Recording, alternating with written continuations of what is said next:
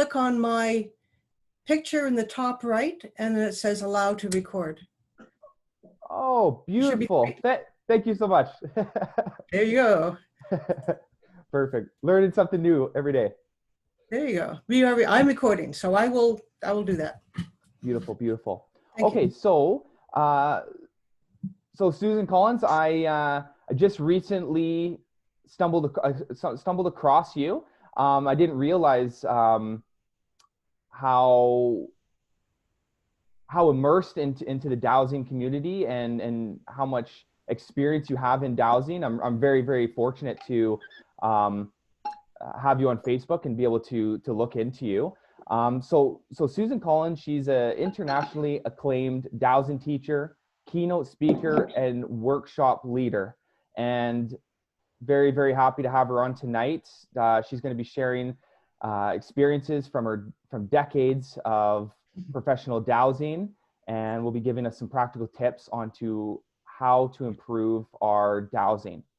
So during the presentation with Susan and with Caryn, if anyone has any questions whatsoever, I encourage you to just type in the questions in the chat, and when Susan is ready, I'll read back some of the questions, and hopefully we can get as many answered as possible with the time period. So without further ado, Susan, thank you. Now, can we first ask everybody to mute, because there's a couple of people who aren't muted yet. Yes, I'll mute right here. Okay. I'll do a...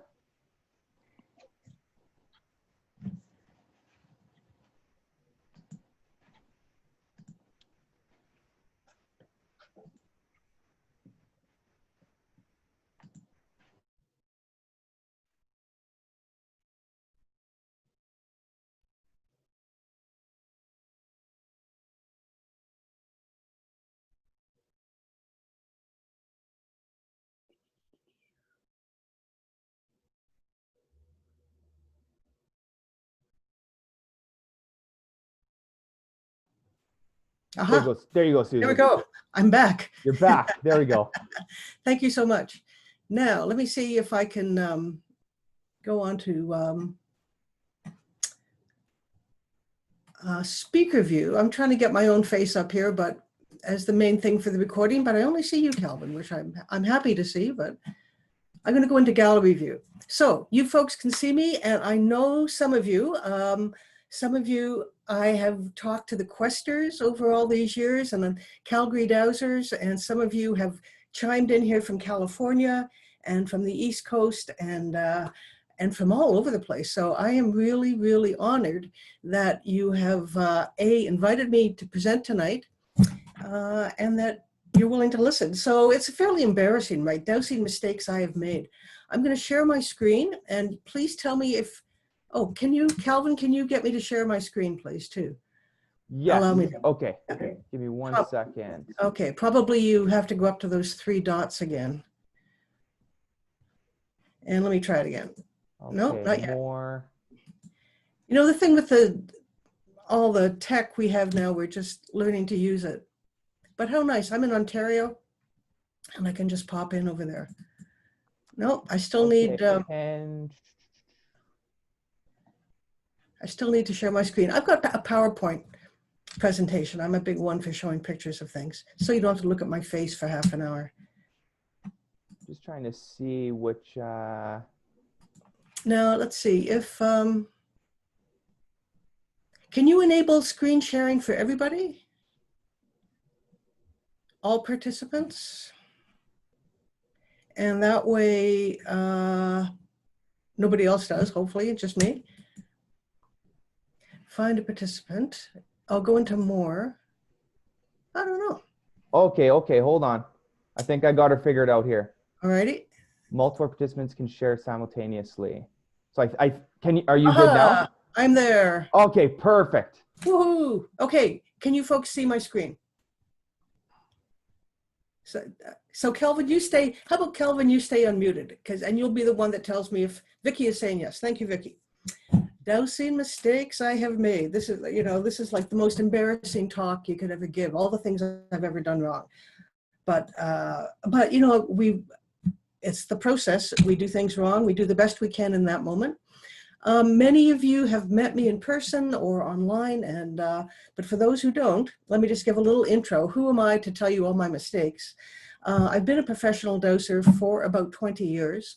My website is dowser.ca, and with my colleague in Scotland, Graham Gardner, we are internationaldowsers.org. So you know, we're a global community, all of us. You know, the fact that I can be in Ontario, you're in Calgary and California and all over the place.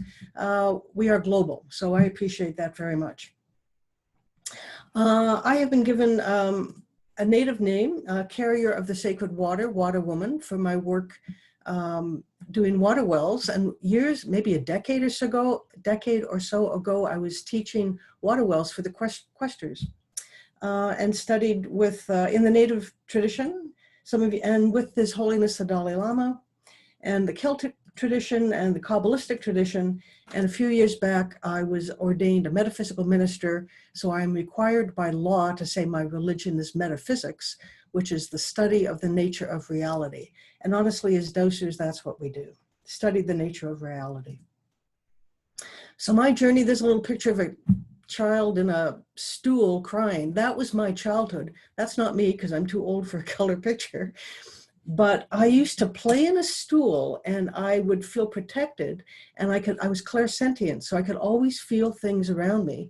And in those days we didn't talk about it. So I would cry. I was afraid of the dark till I was 45. I had a big corporate career.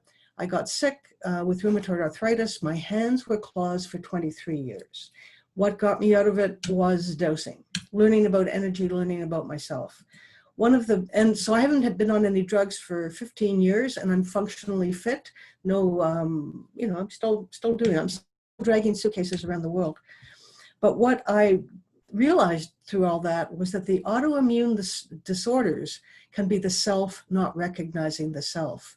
So I came in a certain way, as we all did. I think that we're energetic people, energy people, sensitive people, gifted people. We have different names. Our families may have said we were crazy or worse, but we know we are simply sensitive and we feel things that not everyone does.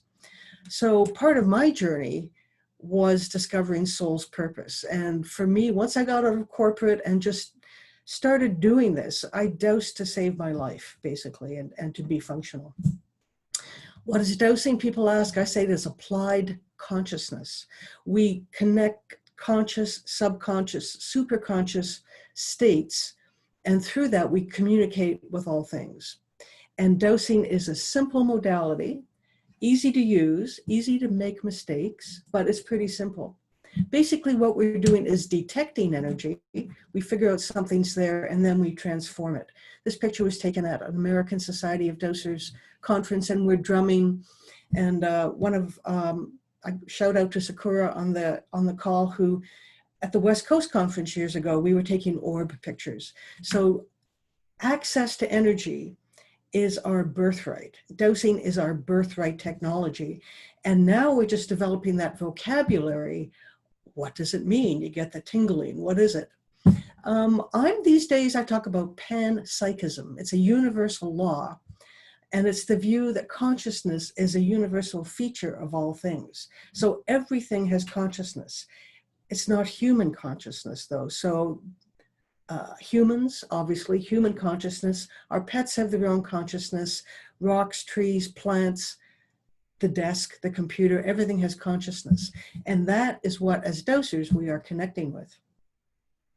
We can communicate with all things, and we can communicate with all time. So we go back and forward in time through the different dimensions. Quantum physics has told us there are 11 dimensions all tangled up. We don't really understand that. But the interesting thing is that the quantum physicists now, quantum mechanics, basically say, for example, that the multiverse is a real thing. They think that's the best possible model of the universe. And it's the same kind of experience that we all have when we journey out in the other realms. We are experiencing beings from the multiverse. Basically, what do we need to know about all this stuff? There are books, there's words, there's vocabulary, there's labels for everything. But for me, I boil it down to, are the energies around me beneficial? Are they non-beneficial, or are they neutral? So the beneficial energies around us are willing to help us, and you might call them angels or spirit guides or your spirit team. The non-beneficial things around us, and here's a question that I learned to ask. I'm telling you, one of the problems I had was not being able to tell the difference between these types of energies. And then I learned to ask specific questions. The specific question for a non-beneficial energy who might be masquerading as a beneficial is, are you here to help me for my sake? Are you here to help me for your sake? And you'd be surprised that a lot of stuff that's willing to help us and support us is only doing so for their own sake. So it's a key question to ask. We need to recognize trickster energy, and honestly, it's everywhere. And that the two biggest things I've had to learn in all these years is, one, to quiet the mind, to go into that still place, to go into the authentic self, to go into your heart, and to recognize your own heart.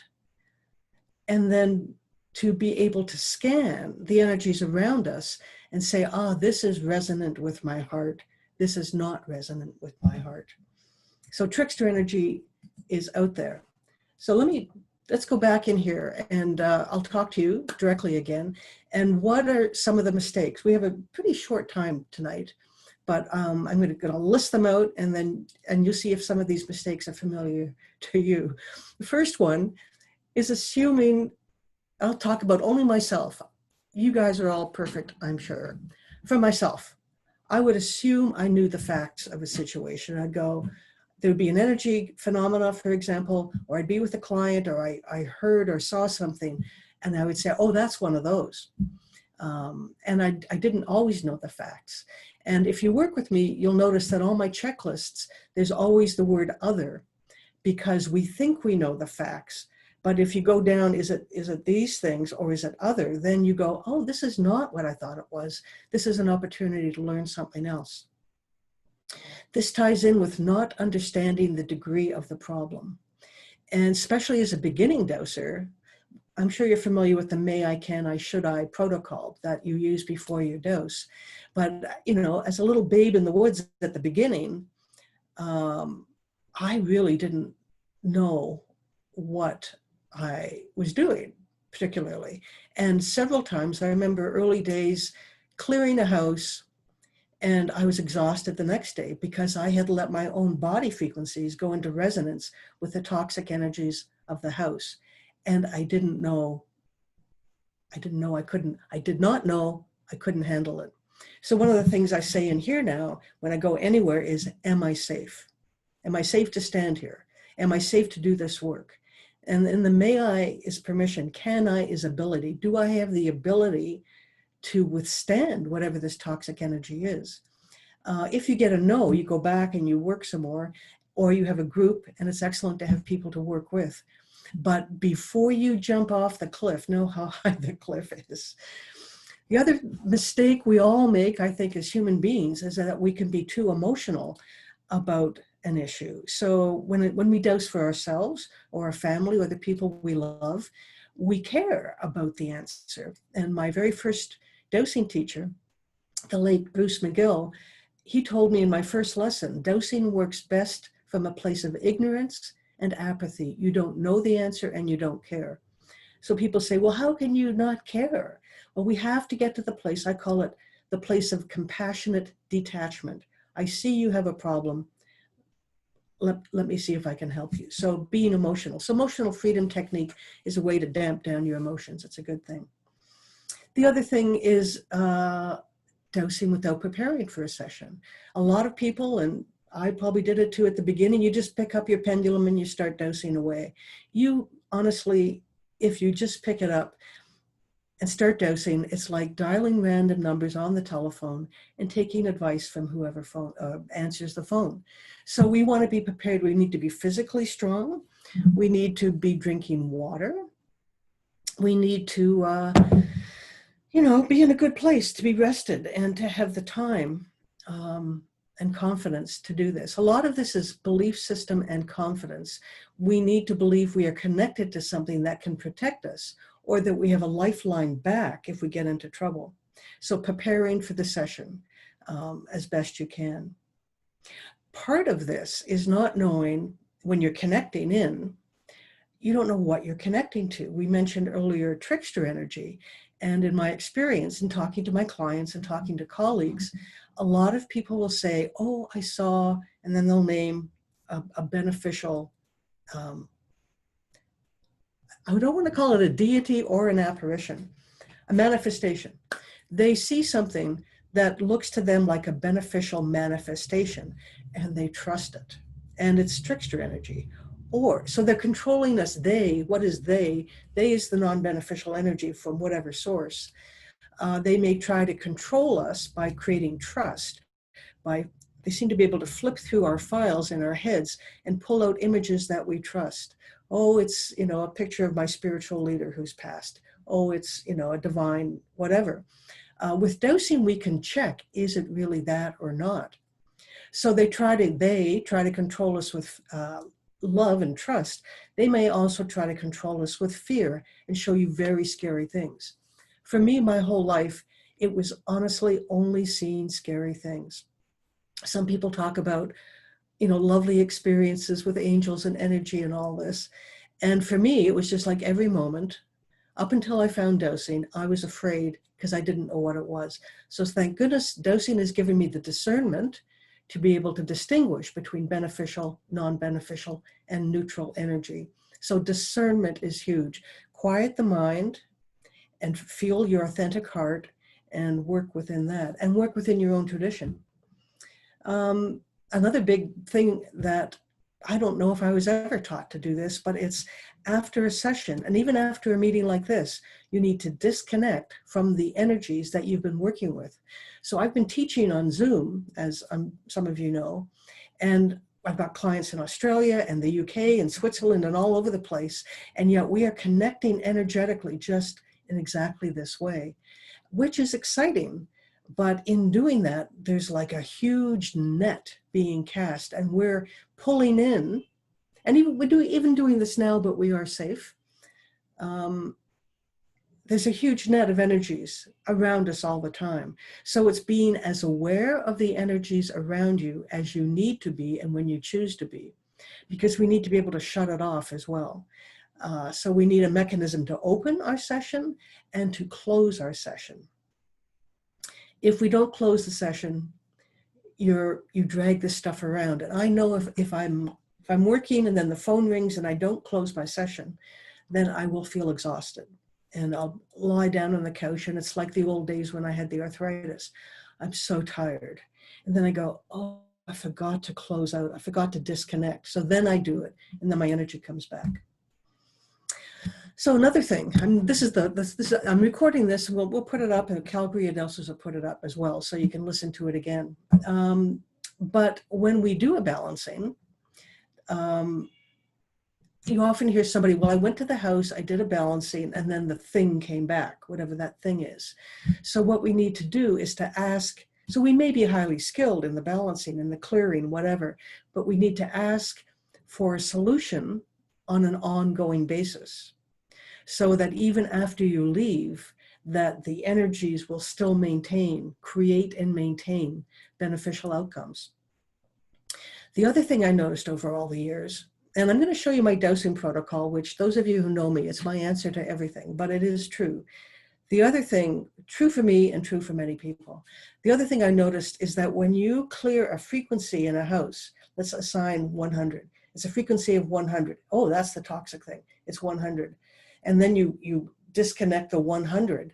But these clever little energies, then they move to 99.9. So your dowsing no longer is clearing it. It's just moved over. It's still toxic.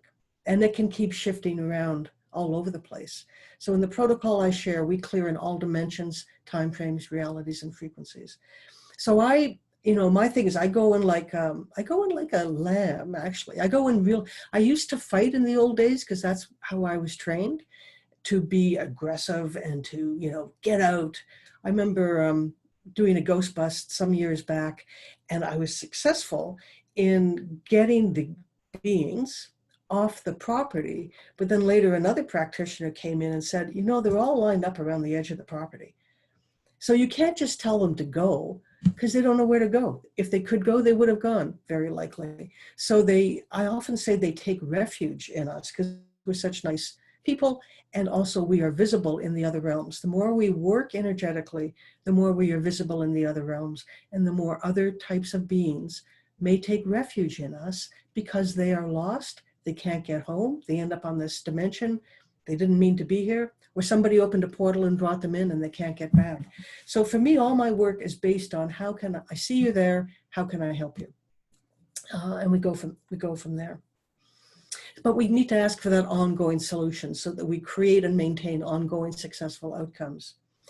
The other ego problem, and we all fall into this trap, I think, if you stay in it, you will end up in trouble. But the ego, if we think we are doing this work, that we have the power to do it, we don't. In my experience, that what I consider myself like a traffic cop, and I'll say, okay, divine source, we got a problem here, and then I can direct it because I'm a representative of the planet. I'm a human on the planet, and I can help direct the energies to where they're needed. And I can invite in the best and highest good. Because a lot of these energies can't enter into our domain without permission. The non-beneficial ones will just kind of burst in, but the helpers, they're sitting there, like the guardian angels. If you don't ask them for help, they don't. So ask. Also, when we ask for change, we want to create and maintain a wonderful experience for us. But we need to ask to be able to integrate the energies at the appropriate rate. Because if we, and dowsing, one of the reasons we use tools in dowsing is it slows down the transmission of information, because spirit can just do an energy dump into your head, and it goes, actually, for my brain, it's processing too fast. For me, the dowsing tools help to slow down that transmission so I can comprehend it. I tend to take notes, make notes, and make sure I understand it. I keep it slow. If I have to, I can go fast, but I have that firm basis.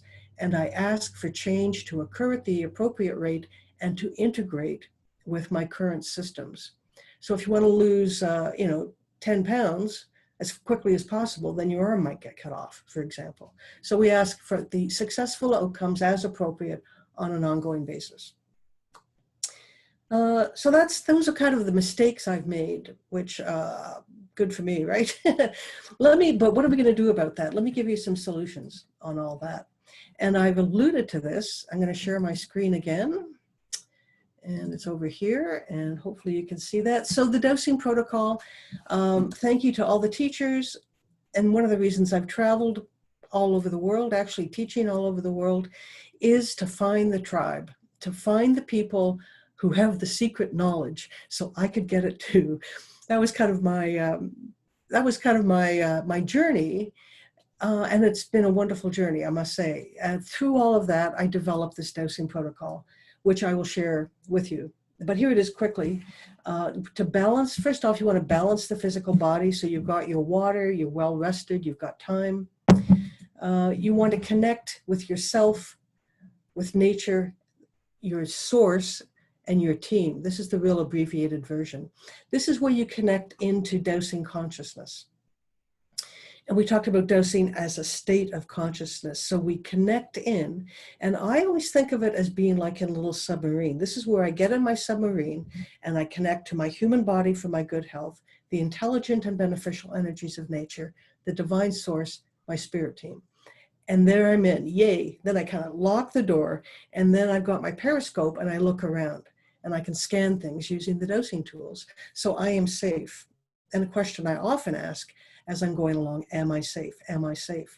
And if I'm doing client work, I'm at somebody's house, some places are extremely toxic. So before you set foot in the house, you can do some remote dowsing, use some mapping, and create, at least in your own field, safe space.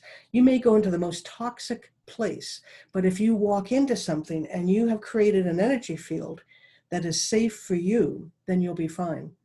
And all of this there's so many traditional wisdom stories that support this kind of thing. Different cultures have described, being in the furnace and not burning. We can do this. We change matter, we manifest. And I never used to talk about miracles and magic, but now I do, because I feel like we're able to do that. So we connect in with ourselves. Forgiveness is huge. If we can't forgive people, we can hold them accountable for their actions. Because if we're feeling, this kind of thing, we can't work. We need to be super clean to do this work. To be the avatar that we are meant to be, we need to be super clean. And all this comes with practice. I'm talking really fast because I've only got half an hour and I'm almost up, but I want to get this information out to you, and I will send you the protocol if you send me an email. Anyway, forgiveness. Step 4, clearing yourself of non-beneficial energy. This is before you start. I do the protocol in the morning and at night and between every session. And that's honestly how I got rid of the arthritis and maximize the energy field. So when you take something out, a friend of mine took all the bad stuff out of her shoulder and didn't replace it. You need to put the good stuff back in to create, I liken it to a high pressure system, a weather system. Seek permission to dose. That's the may, I, can, I, should I. You do not work on anybody or anything without permission at some level, because that's black magic. Dosing is the easy part. No worries there. Step 8, create the ongoing matrix or energy system, and this creates an ongoing system so that when you leave, the good work is still going on. Number 9, disconnect. I mentioned that. Finish the session by, snap your fingers, clap your hands, do whatever. Thank all the energies that have worked with you. And the beneficial energies may continue to work with you and be with you. You are disconnecting from the work of the session and the disconnecting and balancing that you've done. Your guides and loved ones will stay with you. Finally, communicate your results appropriately, because not everybody is willing or able to hear this kind of thing. And people don't, it scares them. Honestly, this scares people. My friends were afraid of me back at the beginning. I can say that I won't say who or what, but I was not, people were afraid of me. So that's why I try to be as normal as possible most of the time. And we normalize this by talking about it in these groups, in these communities, so that other people can use this. And that's part of the whole thing. So if you send me an email, susan@dowser.ca, put protocol in the subject line, I'll send you the 2-page dosing protocol. And with practice, honestly, it's the best thing I have found to be safe, to be accurate, to heal myself, to maintain energy. The other thing I use a lot is the plus-minus chart. So it's not just yes, no. It's not just on a scale of 1 to 10, how good is it? Because we want to know, oh man, there's some really bad stuff in there. So that's one of my big tools, using a plus-minus chart. Psychic protection, very important. Good old Keanu Reeves. Really, we can do this. And if you don't believe you can do it, act as if you can do it. And you often get the same result. Fake it till you make it, as some folks say. So for me, this dosing protocol is the basis of psychic protection. Maintain your sovereign being. I'm a human, I'm on this planet, my body, and you stand your ground. So you really step up and become a spiritual warrior with this work. And if you don't do that, and here's where I say something kind of rude, that if you do not do this, you are a juicy morsel for who knows what. It's really important. So we need to stay conscious. There's no this la, la, la. I know I maintain, and dosers do this. We maintain our brainwave frequencies through all brainwave states, so that we know where we're going, and we remember, and we come back, and we don't leave bits and pieces of our stuff. We stay conscious. A physical object helps, something that you hang on to, that whatever it is, a cultural object. And then don't forget protection while you sleep. That's why they invented prayers. Because we are sensitive people, and because we are so strong during the daytime, when we go down to sleep, we're a little more vulnerable then. So make sure that you do something for your sleep time that also protects you. Big questions. Am I safe? Should I dose this information? Do I have enough psychic protection? Is my dosing low, medium, or high? I remember somebody did a session on me years ago. She did the whole session, and then she said, oh, all the answers are reversed. So it's the opposite of everything I said. I couldn't remember, right? So check this stuff out before you begin. Know where you're going. So as you know, I've written a ton of books, and this is all my journey, my energy journey. As I've learned things, I've written them down. And as soon as I hit print on a book, then I get new information. So that's worked well for me. I'm at Susan@Dowser.ca. My primary website is Dowser.ca. And since you've asked to hear about it, I'm running Zoom workshops. This is fabulous.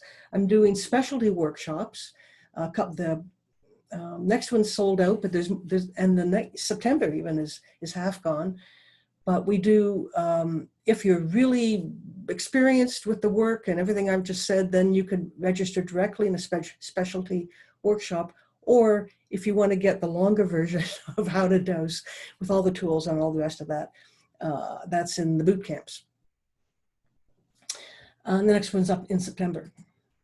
So boom, that's me. So I've overstepped my time a little bit, but are there questions? And please tell me how much time we have to chat.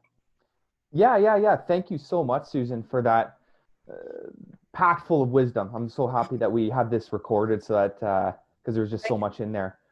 Okay, we do have one question here. How do we get psychic protection? Well, for me, the biggest thing, psychic protection is probably the most important thing. I mean, honestly, it's pretty easy to learn how to use a pendulum. Psychic protection, for me, comes from doing the dosing protocol morning and night and always before I dose. So the dosing protocol was also my self-healing method. I call it a protocol. It's actually a method. Because you can tell when you go through that protocol, and we did it super fast, and you go through it with your pendulum, and you ask, am I, sometimes I ask to connect with my human body, I get a no. I ask to connect with the intelligent and beneficial energies, I get a no. So you stop right there, and then you work out these little problems. You have to build this strong platform. And when you build the platform and go in, for me anyway, with the protocol, then it doesn't matter what you hit. I used to think everything was out to get me. And then I think now more that things just need help. And if they haven't been helped for a long time, they start to get aggressive and they start to get angry. Excuse me. That was an energy cough. They just make themselves known. So psychic protection, whatever your spiritual tradition is, go deeply into that. I use physical, jewelry. A lot of people have amulets or whatever it is. And start small. Don't start off with the biggest toxic thing. Start, I started with parking spaces, or start like finding your golf ball, or, what food should I eat? Do simple things before you tackle the big one. Is there another question? Yes. Any tips to make sure you stay grounded? It's the same thing, the protocol. Step one, you drink water. You're physically in your body. You've been to the bathroom. You're not hungry. You're not hungover. You're not sick. You don't have a parcel full of dirty dishes. For me, that is the case. If my house is a mess, I'm aware of that. Like there's disorder in my house. Not that I'm a clean freak, but when I work, I want to have a clean working space. Well, I'll show you some of my other tools. In front of my monitor always are physical objects. So that's a sword, an arrow of truth. I have like a red blanket, physical objects around me that I go, okay, I'm in my space, I'm safe. Am I good? And then I'll check on my plus minus chart. I'll say, whoops, making a noise here. Please indicate how safe I am in this moment. So right now I'm getting like a +9, which is pretty good. Please, and my sigh, you know, when you hear that sigh, that is you changing brainwave states. So we're going down into theta. As you begin to dose, you may find you get sleepy because we're going into theta and delta brainwave states. So you've got to keep yourself awake. You may also notice a little shiver in your body as you go in, and that's like we're plugging into the energies. The main thing is to practice, do this every day. This is not, oh, I think I'll dose on the weekend. This is like every single day. If you've got a health issue, any kind of issue, and you're committed, it's a matter of committing to do the work. People often say, oh, do I have to do the whole protocol? And it's like you get back what you put in. I trigger the whole protocol with my water. So I'll say, bless me. And also physical objects. This is a glass that my father had back in the 60s. He's been dead for 30 years. I drink out of it because then I know my dead father's probably protecting me still. You know, like little symbols. Maybe it doesn't make sense. If it makes sense to you, it's good enough. Any more questions? Beautiful. Thank you so much for that, Susan. We have one more question. It's from Jill. She says, when disconnecting from non-beneficial energies, how long should you work with that? What is the best? Again? Repeat that, please. When disconnecting from non-beneficial energies, how long should you work with that? What is the best question to ask to be specific to move through the protocol? Okay, well, generally you can feel it. So for me, I use tools throughout the protocol. And when I ask to disconnect an energy, then the tool will keep disconnecting until it's gone. This is why I put in step 8 is the ongoing energy matrix, because you can't sit here all day and disconnect things, right? So step 8, we ask to create an automatic system to automatically disconnect all non-beneficial frequencies, energies, in all dimensions, timeframes, realities on an ongoing basis, and enhance the energies to the most appropriate energies on an ongoing basis. That creates a long-term thing. We are limited by our physical strength, honestly, that if this is making you tired, then you need to rethink how you're doing it. The other thing is to call in beneficial beings. We call in our spirit team. You know, I talked about the submarine, we get them all in. I also invite the participation of beneficial beings in resonance with me and the situation and divine source. And then they can assist. This goes back to, you know what? I don't do anything. I find the problem. Say, oh, there's a problem. Can we help? And then we bring in the beneficial energies to resolve the problem. And then we ask on an ongoing basis. And then you might check. Then I always do baselines on my thing. Please indicate the severity of the problem now. It might be -10. I'll do some work. Ask for an energy matrix to go in there. Then maybe the next day, please indicate the severity of the problem now. Oh, it's getting better. Good. So we check. The point is, don't make yourself sick doing this. Don't get tired. Don't think you're doing anything. This is our birthright technology. We can do it. For me, the protocol is, and I get testimonials from all over the place that, you know what, it's working. Yay. Any other questions? Yeah, we have this one last question. We have a few minutes of time left. And I think you kind of already touched on this, actually. But it's from Lisa, and she just asks, do you ever work with specific energies during clearings, such as violet flame, various archangels, etc.? Okay, that's a good question. My style is to go completely neutral. Things are beneficial, non-beneficial, or neutral. I do not work within any specific tradition, and that's partly because I teach around the world. I teach in the Middle East, Japan, North America, and if I was to go in with like a specific cultural reference into a country that didn't relate to that, they'd just go, what are you talking about? So we just talk, I invite people to, what is your spiritual tradition? Go into your own authentic heart, your own authentic spiritual tradition, and find the power there. For me, it's energy. It's only energy. We are only electromagnetic. Everything else is truly an illusion. I once asked on a journey to see my authentic self, and it was just electromagnetic turquoise. That was it. That's me. So, you know, we're having fun here as humans on this planet, in these bodies. Hey, but beneficial, non-beneficial, neutral. Find your own strength through your own tradition to make it happen. Thank you so much, Susan. How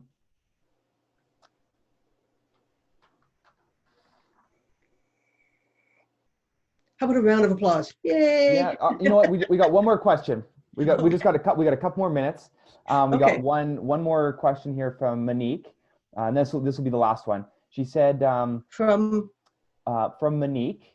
She says, you said to work on little things before big. Would working on one's own energy, attachments, and subconscious reprograms be more in the middle or bigger?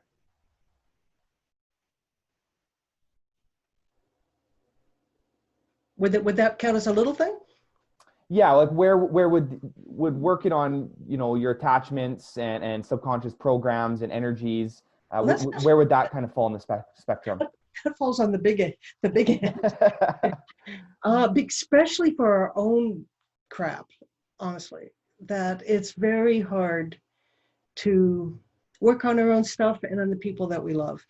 Now, but it's an interesting question. Once you've got a good platform and you're solid in your work, I always ask, like, if, let's say, for example, there's extra consciousness. So I'm with a client, and these beings of the multiverse, I just call them extra consciousness. I don't call them, you know, people use all kinds of names to describe all kinds of things, reptilians and this and that. I don't go there at all, because I think that's all just an illusion. Honestly, I do. That they are presenting, these energies are shapeshifting. There's a lot of shapeshifting going on. They rifle through our heads and say, oh, you know, that if I show up as a reptilian, they're really going to jump or something. But once, where am I going? I'm going here. Let's say I have a client.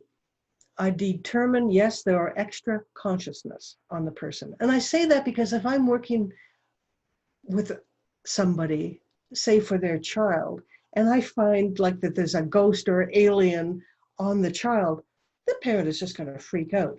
So we just use a neutral term. Everything's neutral, extra consciousness. And there may be, oh, how many are there? There might be 5.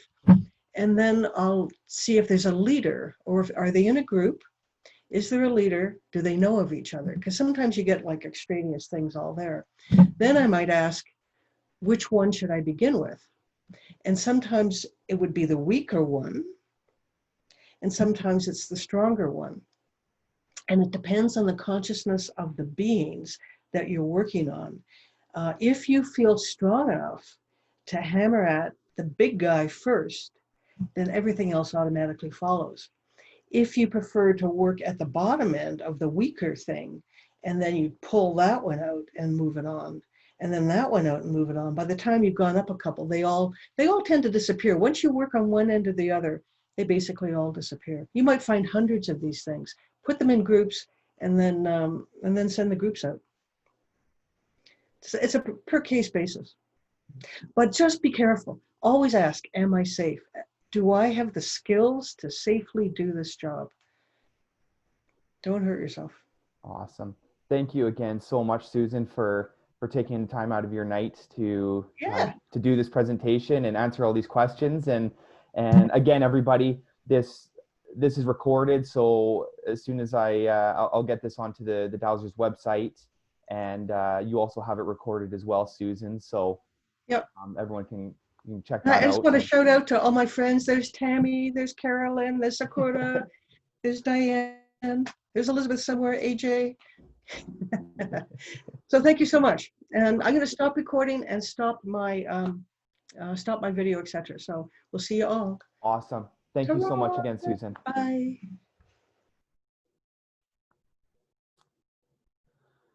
So that leads us into our second portion. I'm just going to get my grid view here. Okay. So I'm really, really excited to have you on, Caryn. So I would say about 2.5 months ago, I got really drawn to Advaita Vedanta, and I've been kind of immersing myself in it as much as I can, and it's been very, very intriguing for me. So I'm super grateful that I came across you, and you're in Calgary. Unfortunately, I was hoping that we would be able to meet in person at the community center, but Zoom is the next best thing. So for those of you who don't know, Caryn Kilback, she is a emerging leader, teacher, and educator in the field of meditation, and is currently the only trained Vedic meditation teacher in Western Canada. She's been all over the world learning from living masters. She is the founder of Instill Meditation. And without further ado, Caryn, I'll hand it over to you after I unmute you. Can you hear me? I can hear you there. There we go. Beautiful. Thank you so much for that lovely introduction. And I don't know if she's still on, but thank you so much, Susan, for your presentation. There's so much to this curious life of ours that we can just keep learning and knowing about. So as I get going, please feel free to type in questions in the chat box, and I'll keep an eye on it as I'm speaking, and I'll try and answer as I go. And if it gets to be too much or too distracting, then I'll hand it over to Calvin later on for some Q&A. So I'll talk for a little bit, and then towards the end, we'll take some time out for some meditation, and I'll give you guys a little bit of a break to go to the bathroom, because trying to meditate, if you have to go to the bathroom, is really uncomfortable and distracting. I don't want you to feel distracted at all. Okay. So I'll give you a little bit of background of how I came into this work. I would say I spontaneously started to meditate as a child without me really even knowing or acknowledging that that's what I was doing. And this was really a coping mechanism, I would say, just from, family stuff like divorce, etc. And then that started to lead into contemplative practices. And eventually I ended up in Japan, and I was studying Buddhism there. So I studied Buddhism for a few months under a temple organization called Shinyoen. And then fast forward, I came back to Canada and I started running mindfulness groups. I was about 19 years old at the time. And then things kind of started to snowball. I was studying philosophy and psychology in university. And then I got introduced to yoga and Ayurvedic medicine and Chinese medicine. So I've studied a wide variety of different modalities and practices, also that involve different types of energetic work. And eventually I found Vedic meditation. So I found Vedic meditation essentially as a result of an accident. So I was in a pretty serious sporting accident in 2012. I endoed off my bike as a road biker and smacked my head pretty hard, cracked my helmet, and sustained a traumatic brain injury. And prior to that time, I was already a yoga teacher. I was pretty heavily into Vipassana meditation, which is a Buddhist practice that was taught by S.N. Goenka. And the most curious thing happened post-accident. All of the protocol that I was given from the different doctors that I was working with was all revolving around meditation, but I couldn't really meditate. And I put that in quotations because I could meditate, but at the time it just didn't really feel like meditation to me. I kept going into very strong somatic releases, convulsing. There was a lot of tears, and I didn't really understand what was going on. So I started chatting to my various yoga teachers, other teachers who I was familiar with, and I kept getting the same answer, which was very unsatisfactory. And the answer was, just sit with it. And if you've ever been someone who's been through a fairly serious, where you've received some sort of like physical trauma and then you've been asked to meditate, certain types of meditation are actually contraindicated for specific traumas. It can be quite strong with the somatic release. And so to tell someone to sit with it is not the most responsible answer. So what I started to learn along the way throughout my own discovery is that all meditation is really good for us, but not all meditation is created equal. And that eventually led me to the practice of Vedic meditation, which is a little bit different than mindfulness. So most people, when they think about mindfulness meditation, they're familiar with, attention to breath. They're familiar with some sort of body scan, maybe eyes on a candle flame, contemplating some sort of koan, something of the sort. And the whole premise of those practices are all about the return. And when I found Vedic meditation, it was sort of taking my idea, my understanding of what I knew about meditation, which wasn't wrong, but it flipped it upside down because they had a very different view of it. When you sit in meditation, you can sit slouched. You can cross your legs, not as in sitting like the classical lotus cross, but sitting in a chair with, one thigh over the other, like legs crossed, kind of like that. You can stretch out with your legs. You can round your spine. That posture really had nothing to do with the experience of what we equate to non-dual awareness. So I eventually went on to study Vedic meditation and the Vedas. So Advaita Vedanta is a very specific area that was born out of the Vedic scriptures and texts. And the Vedic scriptures and texts were some, what's the word? Circumscribed? Is that the right word? Subscribed? They were penned by a great master named Vyasa, and then later Shankaracharya was the main preeminent teacher of the Vedas. So the word Veda means to know, but to know what? And it's pointing to the fundamental nature of who you are. So it's a practice of self-realization. On the end of Veda, though, we have Vedanta. So Veda is to know, which is where we get Vedic meditation. And then the Anta in Vedanta means the end of. So Vedanta translates as the end of knowing. And then Advaita is often translated as not to.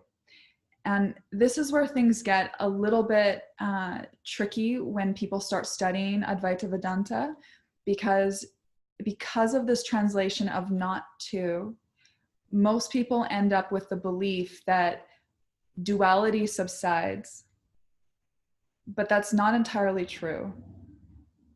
Duality doesn't subside. This idea of not to is, it's not to and, meaning that it's both. It's duality and it's not duality.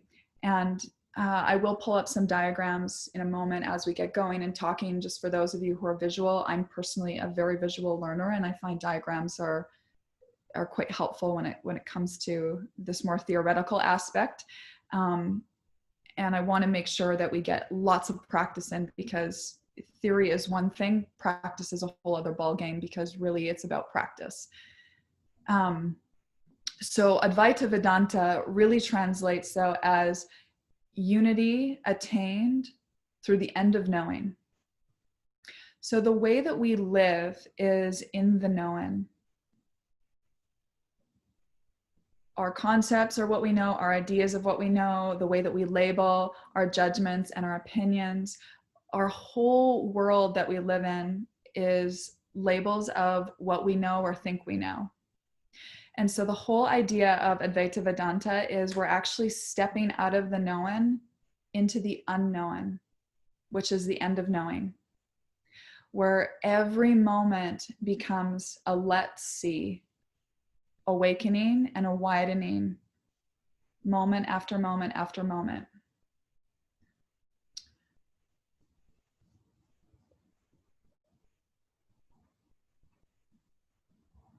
Calvin, actually, let me see if we've got this here. Never mind. I've got my share screen here. I can pull it up. Okay. Can everyone see my screen? Just get a nod. Calvin's nodding yes. Okay, great. So we'll go to this 3-in-1 analogy. So actually, let's go back up here. So essentially within the realm of Advaita Vedanta, we have these different aspects of self.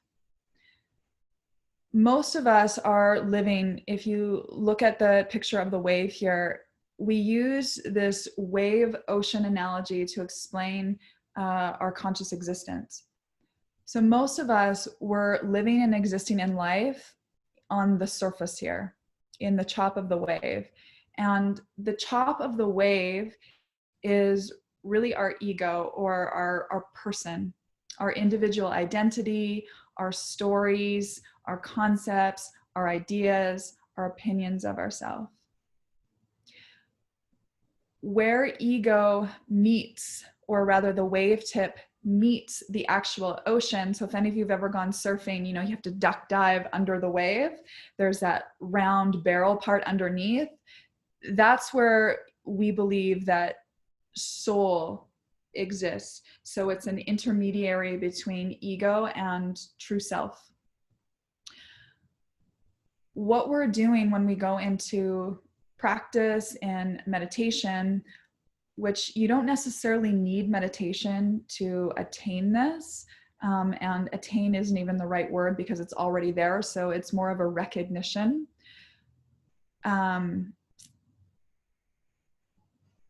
It's a recognition that ocean on the bottom is self. And you can think of this as, you know, Susan was even referencing, you know, moving into this stillness, this silence place.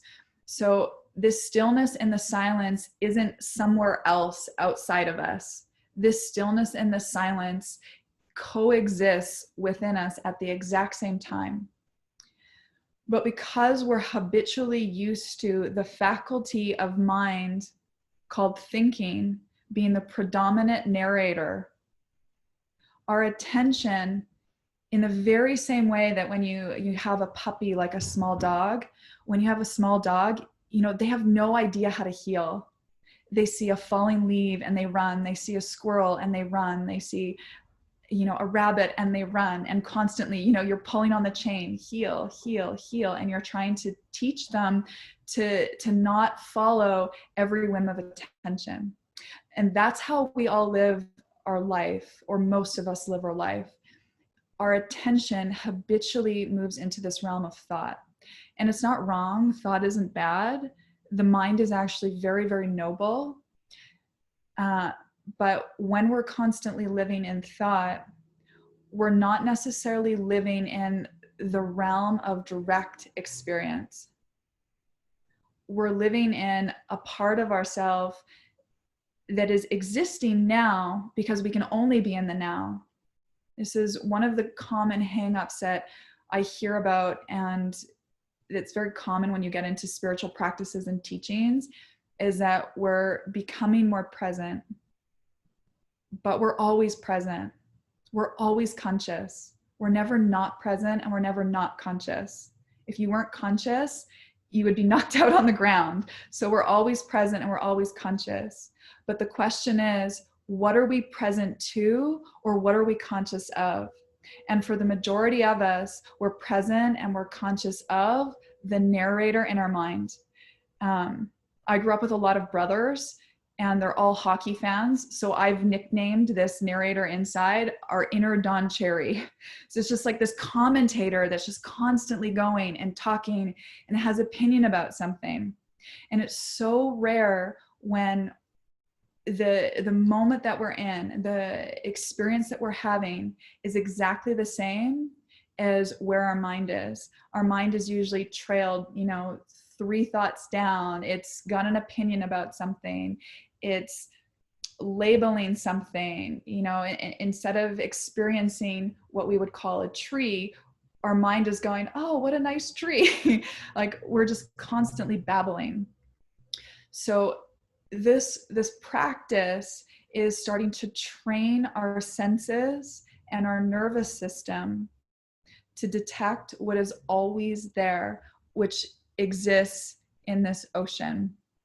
It's this depth of being. And I would actually argue to say that anyone who comes to meditation, whether they realize it or not, that's actually what they're coming for. Is they're usually coming for two things. One is they're coming for an experience of depth, a depth of being, or wanting to know their quote unquote, you know, what we would say true self. And they're also wanting to see things more clearly, because the water that most of us live in, it gets pretty murky and it gets pretty muddy because we've got perceptual overlays after perceptual overlays after perceptual overlays that is made up of our conditioning. And this conditioning comes from our childhood, it comes from our culture, it comes from gender stereotypes, it comes from religion and ideology. There's a whole, it's infinite. We can never actually get rid of all of our conditioning because we're always picking up new conditioning, but we can start to see things with a little bit more clarity with time. What Advaita Vedanta then is bringing us to is the collapsing of subject object. So that wave tip ocean is what we call you. So there's my stick figure drawing. I'm not super tech savvy, so don't mind my diagrams. But that's you. That's your relative experience of being. And then over on the right, we have our object of perception. I've got an apple there, but you know, in this case, it's the computer screen. You're listening to me, you're looking at the screen. It's just as much your thoughts, it's just as much sensations going on in your body. It's all phenomena happening outside of you, you know, birds, trees, whatever it is that you're looking at. So most of us live in the realm of the object, meaning that we perceive something and then we completely get engulfed in it. And this is particularly the case when it comes to our thoughts, our sensations, and our emotions. This is where we get reactivity. Reactivity comes because we've perceived something as a threat, and then that energy that is moving inside of us that needs to discharge, because this is a closed loop system, meaning that energy has to go somewhere. It has to get transformed and transmuted. This is a closed loop system. And so that energy that gets stirred up with us, we don't have necessarily the capacity to learn how to sit with it yet, for some of us. And so then all of a sudden we get engulfed by that, and then we have reactivity. So with time, what meditation starts to do is it pulls you from this object perception into subject, or what is classically known as witness or the observer. But most spirituality actually stops there at the witness. But if you stay in the witness, it gives you that sort of detachment that most of us are looking for, where we can, you know, witness the sensation, witness the thoughts, witness, you know, whatever it is is occurring without getting wrapped up in it. But it also creates this sort of superficiality where it lacks like emotionality, where it lacks heart connection. So these actually have to collapse. And that collapsing is what Advaita Vedanta is. It's taking you into just the perceiving itself, the witnessing, the ing, the seeing, where it becomes a verb, where there's no subject, there's no object, there's just experiencing. And in order for you to enter into an experiencing, it means that you have to have a certain quality of maturity. And this maturity has nothing to do with age. It's the ability to say, I don't know.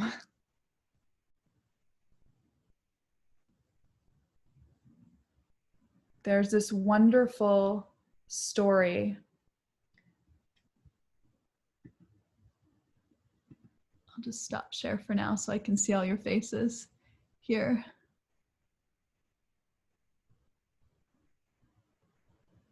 I'm just going to read this question. Hi, Caryn. In your slide 3, what is the difference between the subject, here and now, reality, and the purely mental, not here, not how representation subject?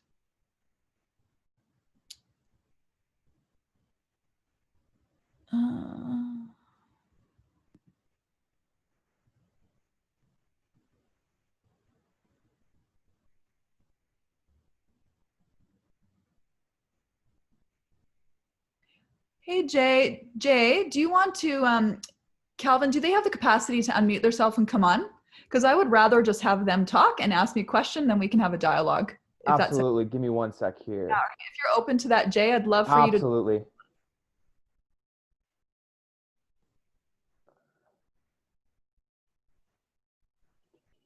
And if you're not open to that, Jay, that's okay too. But it's just nice to hear and see other people's faces, so not everyone is just staring at me and I get to connect with you too. Yeah, I'm unmuted.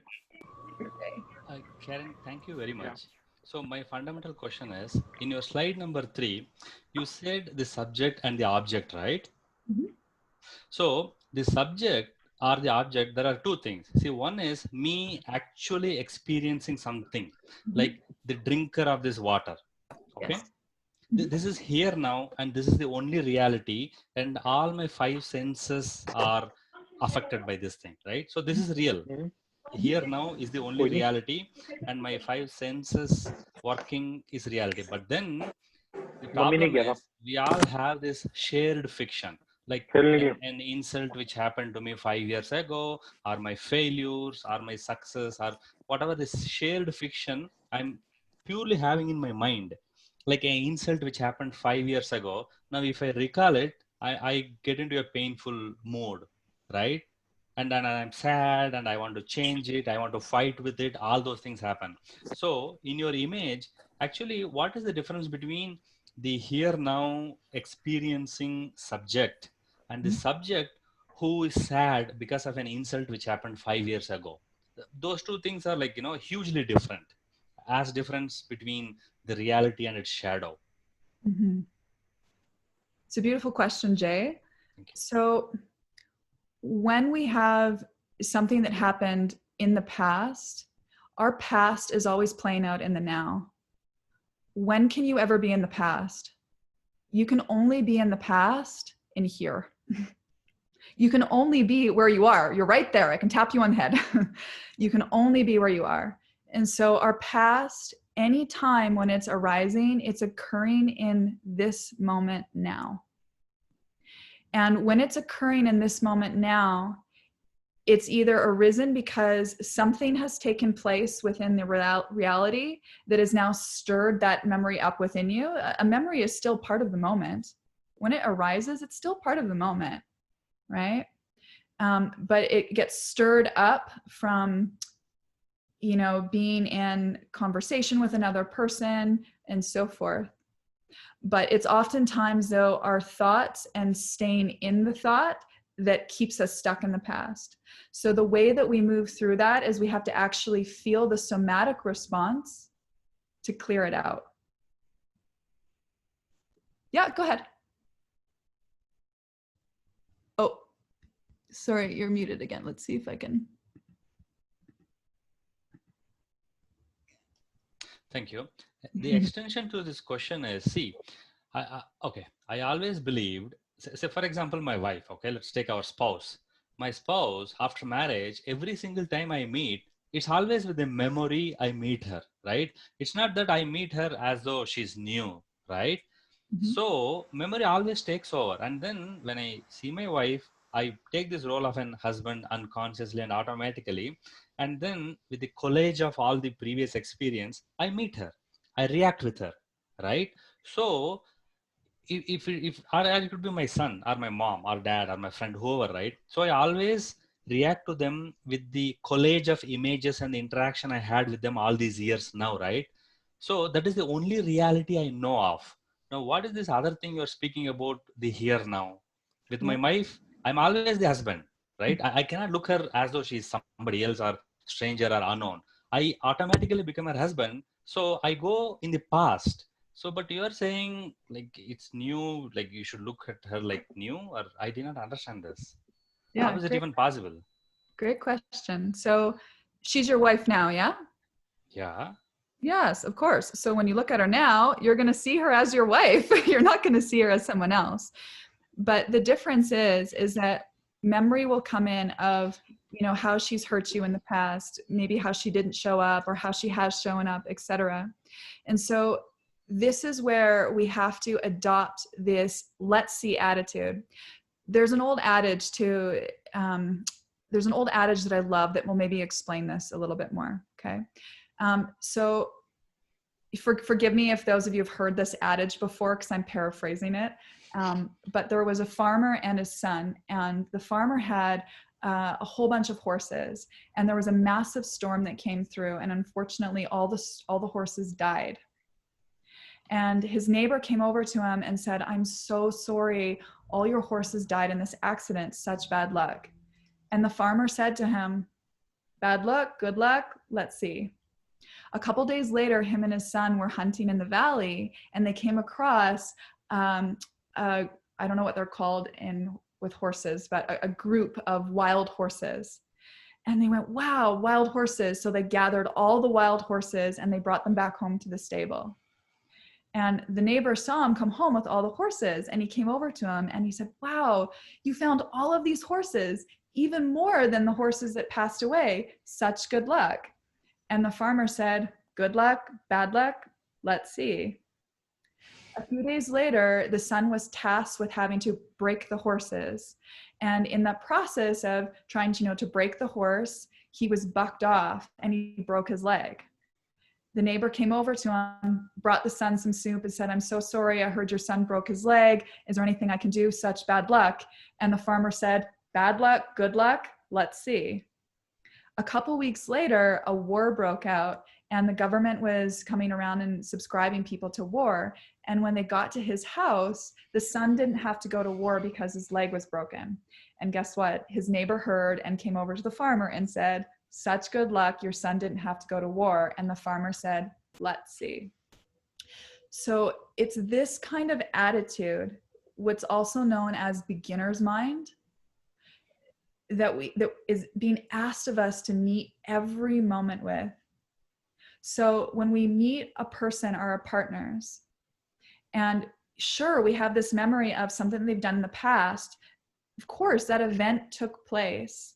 Our perception of it, though, might not be totally accurate.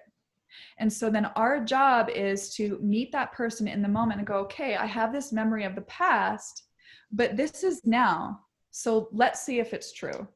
Let's see if they're going to show up in a different way. Let's see if they're going to react differently." So it's always diverting back to this attitude of let's see. And it takes practice. It's not something that you can just, snap your fingers and all of a sudden get there. It's again and again and again of choosing to hold this attitude of let's see. Conscious choice is really important. We have so much choice. We have so much choice. Does that make sense? Yes. Okay. The twist I'm seeing is the conscious choice. Like for example, if I have to buy a cell phone, there's like 100 choices in the market. I have to look, I should deliberately make a decision, and then I should make the cheapest and the most powerful and all those things, right? So you're not saying don't make a decision, because if my horse has run away, it is because of my mistake of not locking the staple or whatever. I mean, based on your story, right? So based on your story, it was not clear to me initially was, should I make this conscious, deliberate decisions every single situation? But what I've learned from you now is I should make a conscious, deliberate decision which is for the good. Yeah. Okay, thank you. Yeah. Clear. And again, we have so much choice. You don't have to choose that. It depends on how you want to live, right? Right now, we're talking about living in the realm of non-duality, right? And that means that everything is up for the unknown. That's really what non-duality means. It means everything is up for the unknown, that all life is change, all life is uncertain. And so it's up to you whether you're willing to go into that natural law and meet each moment from this place of uncertainty rather than the known. And that takes practice like anything else.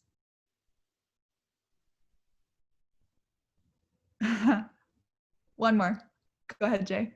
Oh, sorry, we just gotta unmute you.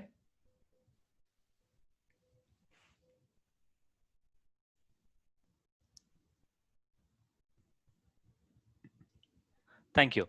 Okay, so now what you're saying is look fresh and start fresh is the sort of you're saying, right? So, but then in our professional work, right, whether you're a computer engineer or you're a retail salesman, you're supposed to have all those knowledge and then use it every single minute, because they have hired you because you're an expert in that area. Whether it is computer engineer, you build bridges, you sell stuff, right? You manufacture stuff, right?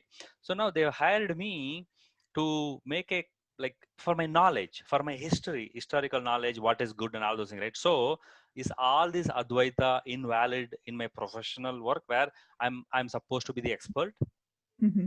and That's carry the knowledge? Yeah, that's a really great question, because this is where things get confused a little bit. It's both and, meaning that you have knowledge from past, you have your past history, you have your past experience. It's that, and you're also meeting the moment as what this moment needs. And what this moment needs might be different than what your experience was with your coworker yesterday. Does that make sense? So you still have your knowledge. It's resourcing yourself every moment based on what you do know, but it's taking what you don't know and allowing that moment to pull that out of you. So for example, I have all of this knowledge, and I could have sat here for hours and hours and hours to prepare this talk, but I didn't.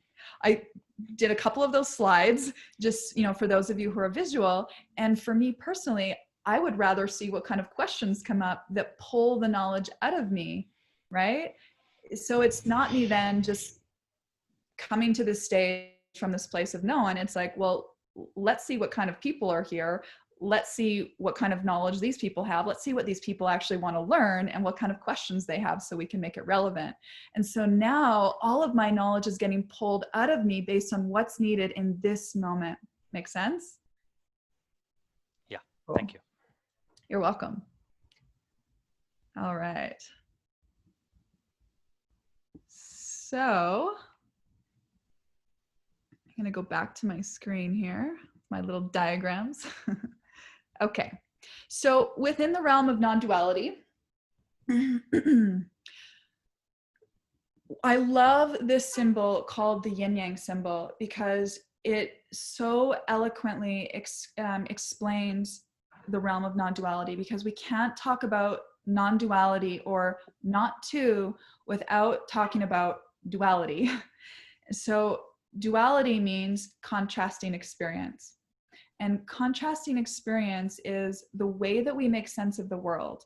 We need contrasting experience in order to, you know, really benefit and understand happiness. We need that contrasting experience of sadness in order for us to, you know, really understand what it means to be compassionate and kind.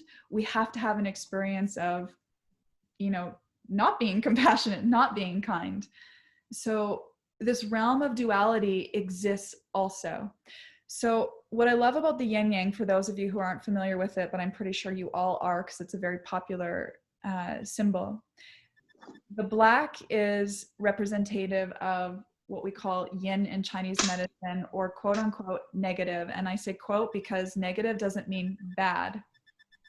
It's considered lunar, it's considered feminine, cold, passive, creative, and artistic. It's the realm of abstract thinking if we're bringing that into the realm of the brain, which is our right brain. It's nonverbal communication, so our ability to, you know, if you come into contact with someone and someone says, I'm fine, there's a part of you that's like, but I feel something a little different, right? Like that's nonverbal communication. So that's the right brain, or the more feminine aspect of self that's, of the brain that's communicating in that way. It's emotional intelligence, it's our intuition, it's the right now. The left side of the brain, or the white portion, is known as yang, or positive, or we could say solar. It's masculine, it's active, it's hot. It's the realm of science and math. It's very linear in thinking versus, this more round, holistic type of thinking that the right brain does. It's the realm of language. It's memory and habit, right? So all of you had to turn on your computer. You had to pull up your email. You had to find the Zoom link here. That was all memory to get there, right? The left side of the brain is also responsible for reactivity. It's instinctive. And some teachers will say that intuition and instinct are the same. Personally, I don't. I differentiate between the two. I think of instinct more as primal and reactive. So for example, if I was in the same room as Calvin and I was to take like a pen and chuck it at Calvin, his reaction would be to go like this, most likely, right? Because his past experience has showed, whoa, something's flying at my face. I don't want to get hit in the head. So that's more instinctual. It's based on survival, where intuition is based on the moment. It's what is needed in this moment, where then we come up with a response. It's responsive. The left side of the brain is also past, future.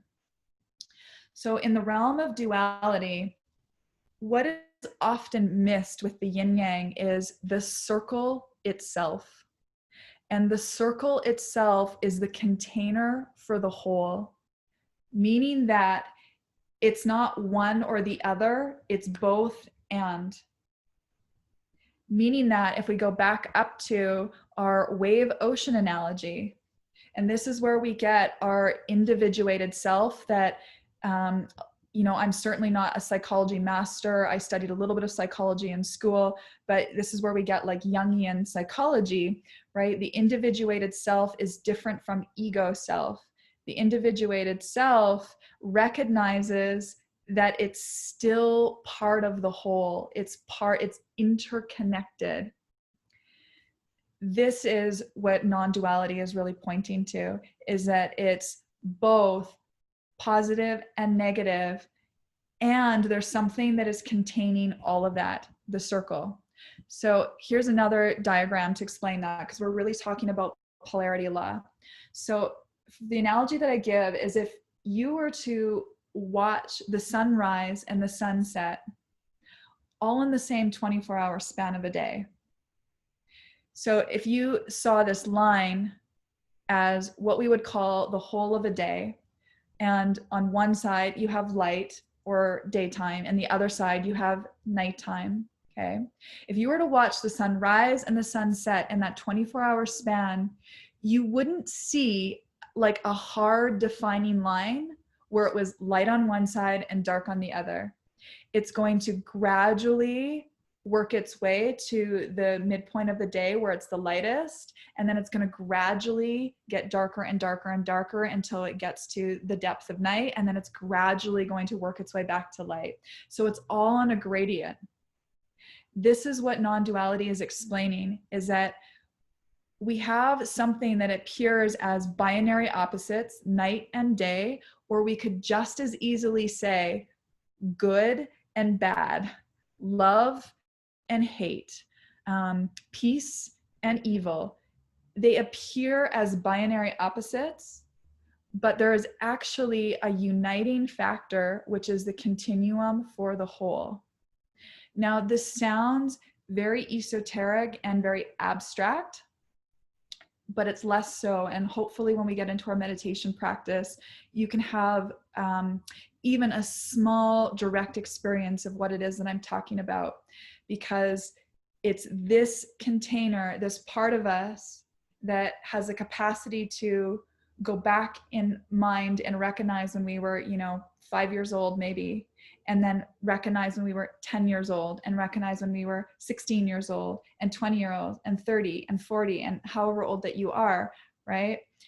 There's a part of us that was there all along, but your body changed all along. Maybe your hair changed all along. Your chemistry changed all along. You went through different hormonal changes.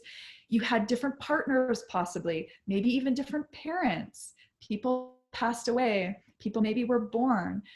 All along that time, there was a part of you that was experiencing all of these different changing phenomena. And that's what we're pointing to in the realm of Advaita Vedanta. We're pointing to who is doing the looking, who is doing the seeing, or rather, what is much more interesting than who, because who kind of implies that there's an entity there. It's what is doing the looking, or what is doing the seeing. And this is what it's pointing to.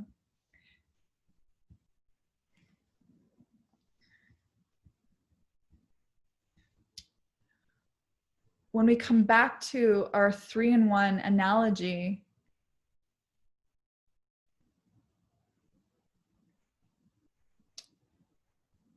who's doing the perceiving? We think I am, but who's the I? And what we start to see, particularly in meditation, and this is why meditation is so profound, is what we start to see with time is that there are many, many, many different I's within us. There's the I that I put on when I show up at work. There's the I that I put on in front of my spouse. There's the I that I put on in front of my family and my friends. There's the I that I put on maybe when I'm, in teacher mode. There's the I that I put on when I'm in front of children. There's the I that I put on when I'm in front of elders. There's many, many, many, many different I's that are within us. Sometimes they're called masks or personas. And so in a very real way, we all kind of have a multiple personality disorder. So who is the I that's doing the looking? Who is the I that's doing the perceiving? And when our attention moves from what is being perceived, meaning the object, which can be a thought or a sensation or an emotion or a memory as well, and it comes to simply the experiencing itself, that's when we get this collapse. And that's when people have these really beautiful experiences, that we often hear about that are sort of the pinnacle of spiritual experiences. Like, I felt like I was one with everything. And that sounds all romantic and lovely and beautiful. And it can be really romantic, but it's actually much more pragmatic and practical.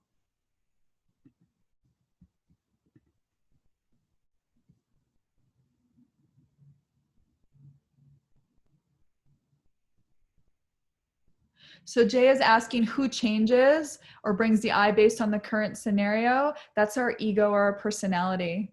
So our ego, I personally, and in the realm of, the study of the Vedas, we personally don't believe that the ego is bad. We don't believe that it's something that needs to be destroyed. And what's happening is it's a different orientation where we're orienting ourselves rather from this individual experience, but from this depth of ocean. So our ego is really a mental, emotional, psychosomatic, psychological function. And this psychological function is designed to keep us safe. And this psychological function gets built up from conditioning. It also gets built up based on trauma. I personally don't like using the word trauma because we tend to attach a lot of meaning to trauma, but think of trauma as an experience that you had in the past. And then from that experience, you overlaid a meaning or a perception on it. And now from that overlay of perception, that has now defined your belief about yourself or who you are and your identity. And this is the whole realm that we're starting to deal with when we start to get into Advaita Vedanta. One of the main practices that we use is called inquiry. The Sanskrit word is pragya parad. For those of you who are into like research, I'll type it in the chat box here.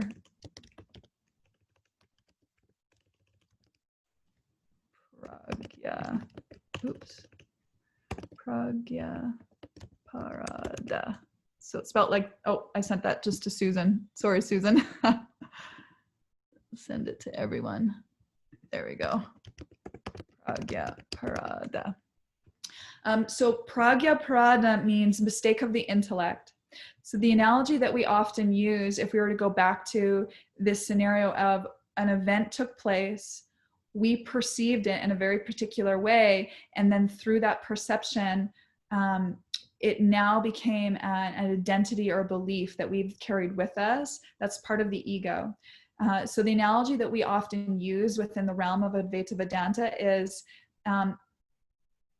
perhaps you see a snake on the ground in the distance and you're super afraid of snakes. And so you'll do anything to get away from that snake. So then you end up building and constructing, you know, a wall around the snake.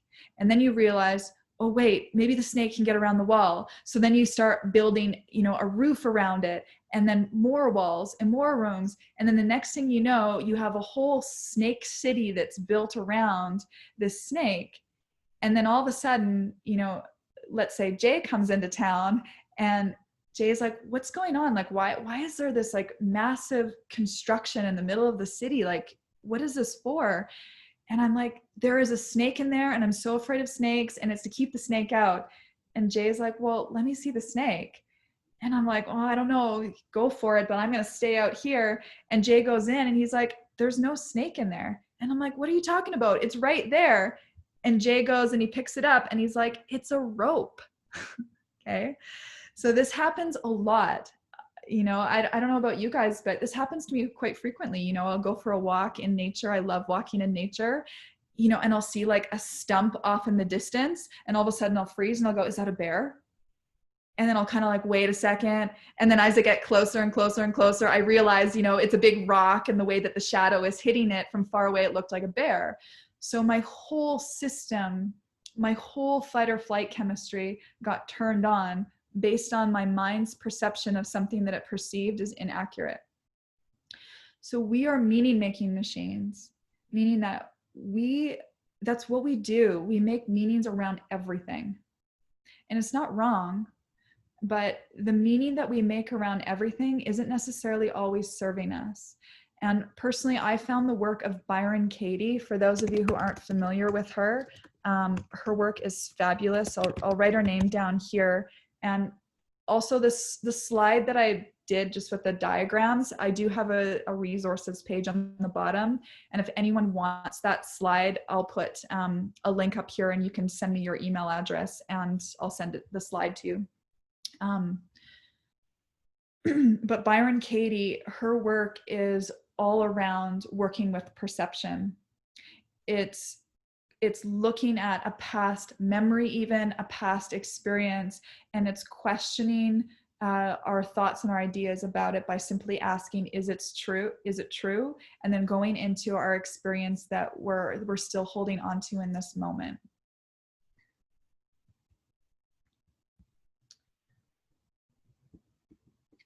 Okay, let me see here.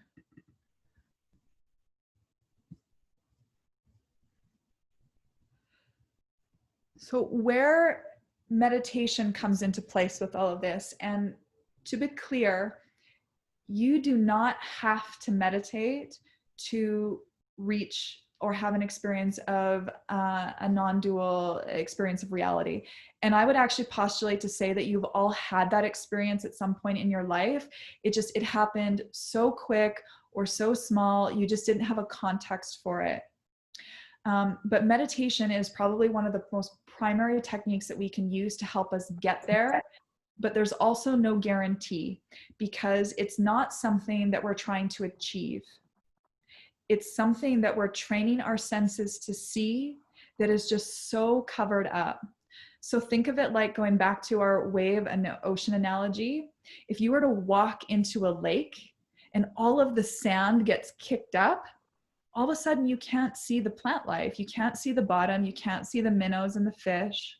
But then if you stop and you wait and the sand settles, all of a sudden a whole world comes alive, where you see the minnows floating around, you see the different plant life that's floating. This exists already within us, and it's very factual. It's not romantic. It's not a concept. It exists within us. It's just training our senses, and it's training our attention to go somewhere else that is less charming, at least initially, than thought, because our thought is so charming. So this is what we call the theory of integration. So in the practice of Vedic meditation, we utilize a mantra. And a mantra isn't an arbitrary word. You know, in the mainstream, I constantly hear people saying like, you know, my mantra today is I'm a strong woman, or, you know, whatever it is, or I'm abundant. And, you know, it's not wrong, but it's not really correct either. It's more of a slogan or an affirmation. So a mantra is a meaningless sound that's connecting you to frequency. And so Susan did such a beautiful job of talking about frequency during her talk earlier today. So we utilize, in the Vedic tradition, we utilize something called the bija mantras. And the bija mantras are seed mantras for creation. And they work not on the level of meaning, they work completely on the level of vibration and frequency. So some of you may have heard of the study of cymatics, which is the science of sound. Dr. Masahiro Emoto, he's a famous Japanese doctor who did a lot of work in this realm through his book, The Hidden Messages of Water, where he took photographs of isolated water crystals that were frozen. And as the crystals were melting, he would say different words to them that we would attach a certain meaning to it that would hold a specific frequency. So for example, he would say like love or peace or beauty. And he would also play like beautiful music to it, like Beethoven and Bach. And he even explored saying the names of historical figures in time who we associate positivity with, like Jesus or Allah, Muhammad, Moses, etc. And what would happen with those crystals was they became more and more and more coherent, more beautiful, more vibrant, more intricate and organized, pardon me.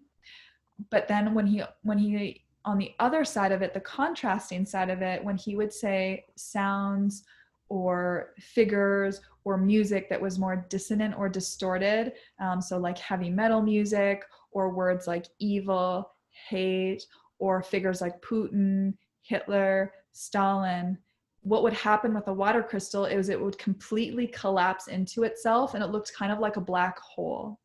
So a mantra is working on this vibratory level where it's starting to organize us. That's one way that the mantra is working. Another way that the mantra is working is the word mantra comes from two Sanskrit words, manas meaning mind, and tra meaning vehicle, tool, or conveyance. So a mantra is a mind vehicle. And a vehicle is designed to bring us between 2 points, a point A and a point B. I'll come back to that integration. So point A would be this surface area of thinking mind where we all tend to hang out, where we're just engrossed in constant thought. That's the person who's like, I just can't stop thinking. I can't meditate. I don't know how to quiet my mind. I can't sit still. This is because this is where they're living. But it doesn't matter how choppy an ocean is. If you dive deep enough underneath the wave, you will get to the absolute. You will get to the place of self or no self. And that sounds like a paradox. And it's just different language that's used for different tradition. In the Vedic tradition, we say self, that there is a self that is abiding, where in Buddhism, they say no self. So a non-abiding self, just meaning it's not a personality that's there.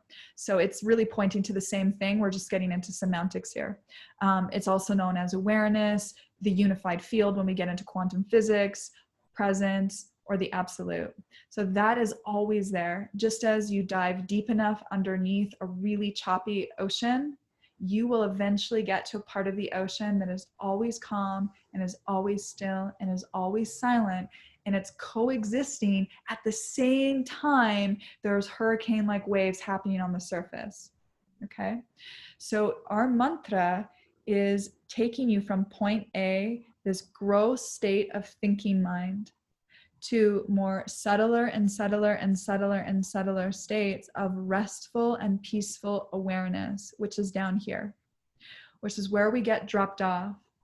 But here's the key piece that is often missed in a lot of meditation practices, and this is where the collapsing of subject-object needs to take place, is you have to let go of the thing that you're holding on to.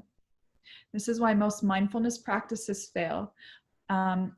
Let me change my languaging. It's not that they fail. Mindfulness practices are beautiful practices. They have a purpose of honing in, working with concentration. They still work with the nervous system by pulling blood to the forebrain away from the reptilian brain in the back, which is responsible for fight or flight response. But you cannot transcend the very thing that you're holding on to, which is what usually takes place in a mindfulness practice, where you're trying to hold on to your breath, you're trying to hold on to your body scan, you're trying to hold on to the candle flame or the contemplation or whatever it is. We want you to transcend it. So transcendence is wildly misunderstood as avoidance. It's not what transcendence is. Transcendence is actually bringing you to the ground of your being. It means nivar tattvam. I'll write it in the chat box. Again, for those of you who nivar tattvam, who like to do your research. Oh, sorry, I sent that privately to someone again. Sorry, Sakura. If I said your name right, nivar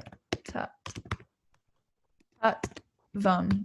And that means transcendence or to go beyond. So to go where you are not. So most of us are existing, as I was saying, in these gross states of thinking mind, meaning we're constantly hypnotized by the trance of thought. We're caught up in thought all the time, or we're experiencing the sensations in our body. So we're not saying that you aren't your body or you aren't your thoughts, but we also are saying that. So it's both. It's not an avoidance. We're saying that it's not the whole story. There's more to you than your thoughts, than your intellect, than your ego, than your body and your sensations and your emotions. There's more to you than that. You are that plus more. And that more is the absolute. It's the whole ocean experience of self. You could call that God as well, creator, divine, whatever kind of language you want to give to it. So our mantra is bringing us from this gross states of thinking mind to more subtler states of restful awareness. And then we need to let go of it. That's really important. So think of it like this. If you were to drive over to my house so we could have a cup of tea, if you didn't let go of your car, would you arrive at my house? The answer is no, because you would still be sitting in your car. So it means that you have to detach from the car. You have to physically let go of the steering wheel, to turn your engine off, unbuckle your seatbelt, open the door, get out of the car, and come into my house. So that's the same when we're meditating. We have to be willing to let go of the anchor. So in our Vedic practice, we're working with the mind. The mind is an organ, no different than your heart is an organ, your lungs are an organ, your liver and your spleen, and so forth. And all of your organs have a function. Your function of the heart is to beat. Your function of the lungs is to breathe. Your function of the liver is to help you digest and process food and experience and so forth, okay? So your brain or your mind, its function is to think. So one of the fundamental misconceptions around meditation is the idea that we need to get rid of thought, and that's not true. Because we have lots of thought, that's why we meditate in the first place, because meditation is purifying the mind. The whole idea of monkey mind, most of you have probably heard of that. I've got monkey mind, which is another way of saying I've got lots of thoughts happening in my mind. It's actually inaccurate. You have a monkey body. Your body is connected to the mind. Only textbooks say that the mind and body are separate. They seem like dualistic contrasts, but they're not. They're one. The body is one whole unit. The mind and the body is one. Okay? So the body, it has stress chemistry or bliss chemistry. And most of us, because of their perception, because of the way that we're conditioned to experience life, we are constantly training and retraining the body to feel what it's not necessarily needing to feel, meaning that the way that we perceive things, i.e. the rope as a snake, all of a sudden stress chemistry is now firing in the body. It's like if I was to go and meet Calvin for lunch, and let's say, you know, I had a negative experience with men in the past. So now all of a sudden, just by being in Calvin's presence, whether I was aware of it or not, part of my perception then would be labeling him as bad. But would that be accurate to say that all men is bad just because I maybe had a negative experience with one man? No, it's completely inaccurate. But these are the kind of conclusions that we draw all the time. We have one negative experience, or maybe two or three, and then that becomes a trend. And then now all of a sudden we label it as an actual experience. So stress chemistry gets turned on in the body, and stress is accumulative in the system. When we start to move from gross states of thinking mind to more subtler and subtler states of restful awareness, it's sort of like the sand that got kicked up in the lake that you walked into, and it all got stirred up and it got cloudy. As that all starts to settle, it's exactly the same in the body and the mind. As your mind is thinking this really charming word, because that's what the mind does, is it thinks. So we're working with the mind rather than against it by thinking a word. We're starting to settle the body chemistry. And as the body chemistry starts to settle, bliss chemistry gets turned on. Serotonin, dopamine, oxytocin, endorphins. All of our happy hormones, our happy neurotransmitters get turned on. And when that happens, our awareness literally opens up, meaning our sight. When we have stress chemistry happening in the body, our awareness collapses. And it's like we're looking through tunnel vision. And this is what keeps us in the surface of the mind here. This is why we have a monkey mind. It's because of stress chemistry. There's too much movement happening in the nervous system, too much energy, and we're not used to sitting in that energy. The mind has labeled it as wrong or bad or negative, and so then we react to it. With time, as we start to meditate again and again and again and again and again, and we get this experience of universal awareness, they start to build one on top of the other. So this is where we come to the theory of integration. Waking state. So this is what you're all in right now. You're all in waking state. Your eyes are open. You're listening to me. Hopefully you're not asleep. When you're in waking state, the belief is the first time you go into transcendence, which it might not be in a meditation practice. It could be doing some other activity like dance or music or walking in nature or running. But the belief is the first time you enter into transcendence, you're in 100% transcendence. And when you're in transcendence, Susan was talking a little bit about this, about brain states. You're in a theta brainwave state. And this theta brainwave state is collapsing that ego identity awareness, and it's opening up the mind. The mind is very pliable in that space. This is where we can really work with different types of limiting beliefs and belief repatterning as well. You know, you could even say manifesting. I don't like using that word though, just because we're always manifesting, but that's a whole other conversation. So anyways, The first time that we're in transcendence, though, we're in 100% transcendence. Okay, so we go into meditation. We'll say meditation for now. You're in 100% transcendence. And then you come out of meditation. You open your eyes. You go back out into your day-to-day life. What happens now, the next time you go into meditation, you're bringing a little bit of wakefulness into your meditation practice with you. So now you're not at 100% transcendence. You're at, these are just arbitrary numbers, PS. You're at, let's say, 80% transcendence, and 20% wakefulness has infiltrated your practice. Then you come out of your meditation practice, you open up your eyes, you go about your day-to-day life, and you're no longer in 100% waking state.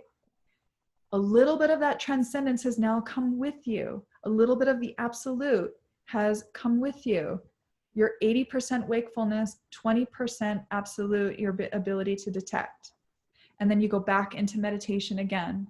And then, 60% transcendence, 40% wakefulness. You come back out, in, out, in, out. Eventually you get to the point where it's 50-50, complete overlay.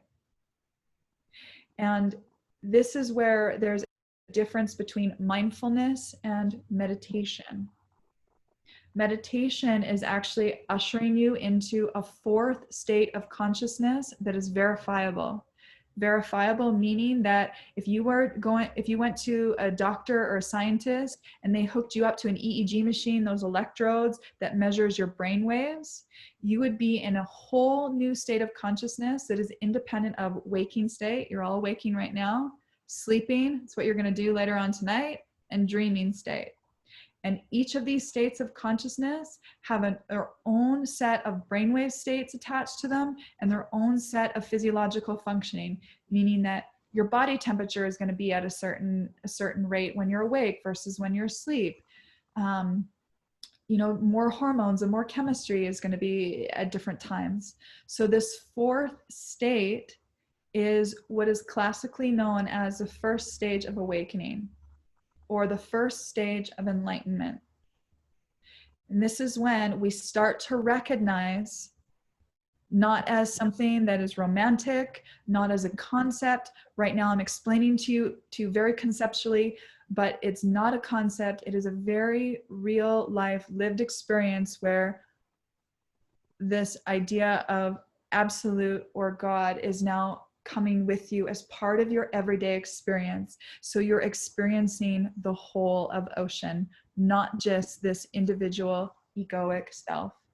And perhaps maybe if you're lucky enough to be one of those people who has a full punch through experience where you completely wake up and egoic identity falls away, like people like Eckhart Tolle, Ramana Maharshi, W.H.L. Punja, also known as Papaji, all of these people, Byron Katie even was one of them. They had one of those sort of like kaboom-like experiences where ego completely fell away in kind of one session, and that's very, very rare. When it comes to non-dual awareness, it happens incrementally over time. So think of it like dyeing a cloth. I don't know how many of you, pardon me, I just need to take a drink of water.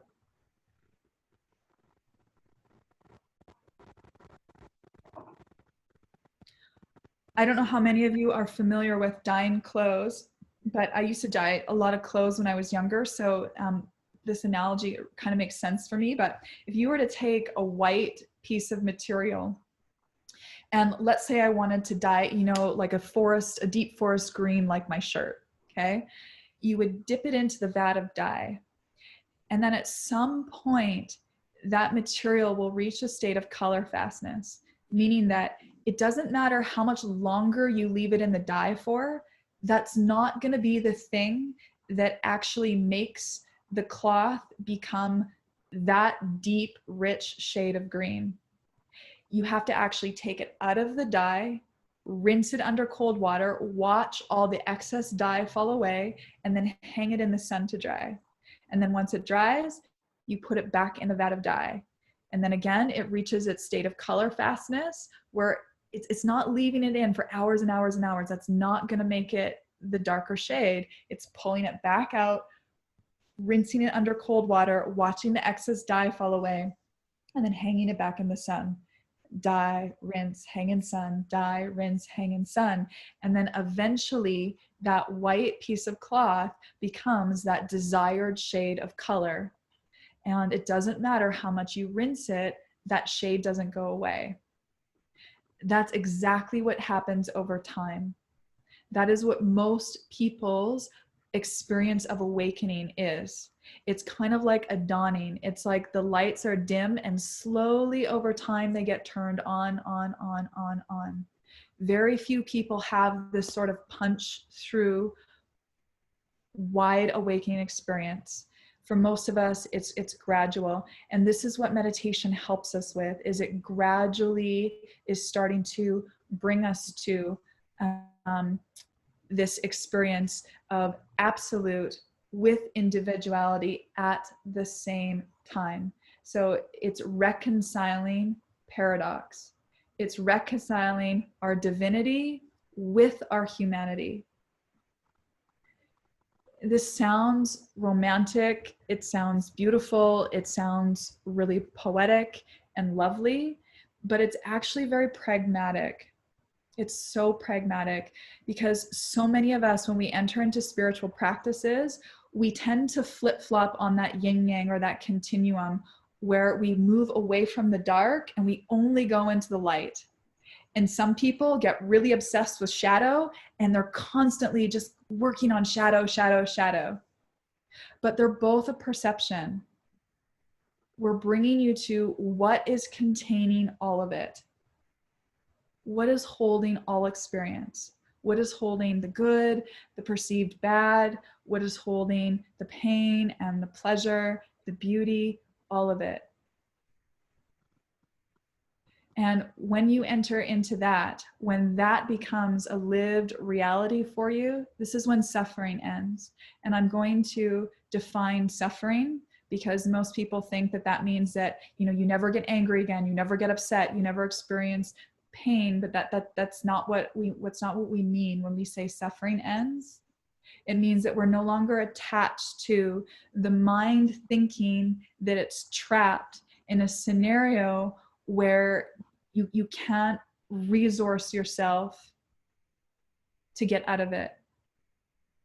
All life is change, meaning all life is evolution, universal law. All life is change.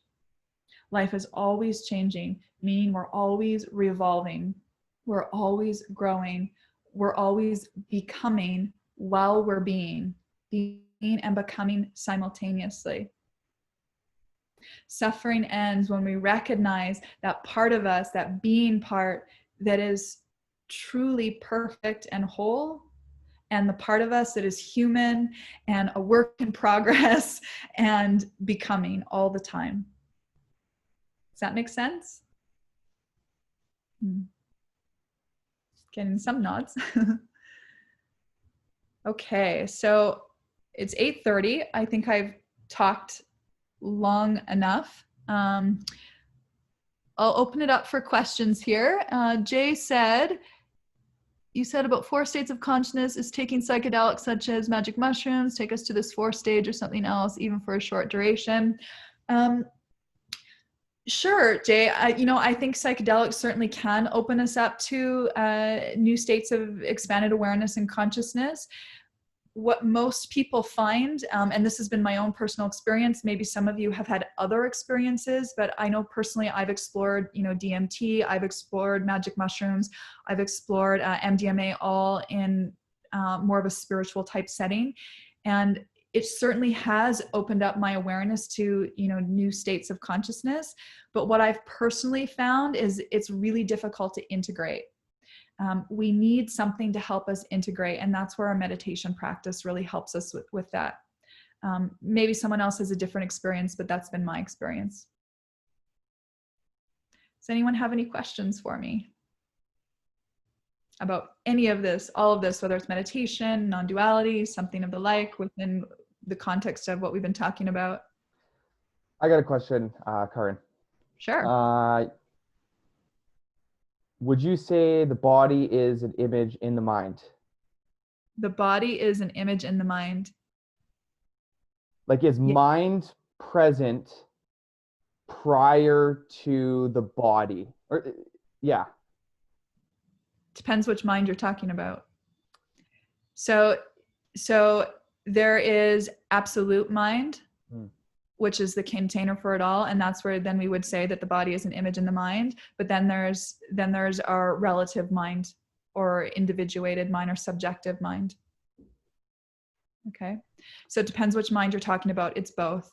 And this is where non-duality gets, you know, really complex, because it's not an either or, it's and both. Okay, and then another question I have is like in regards to you know, limiting beliefs and perceptions about yourself specifically. How can I reveal those? Because oftentimes they're, you know, unconscious. You don't really know about them.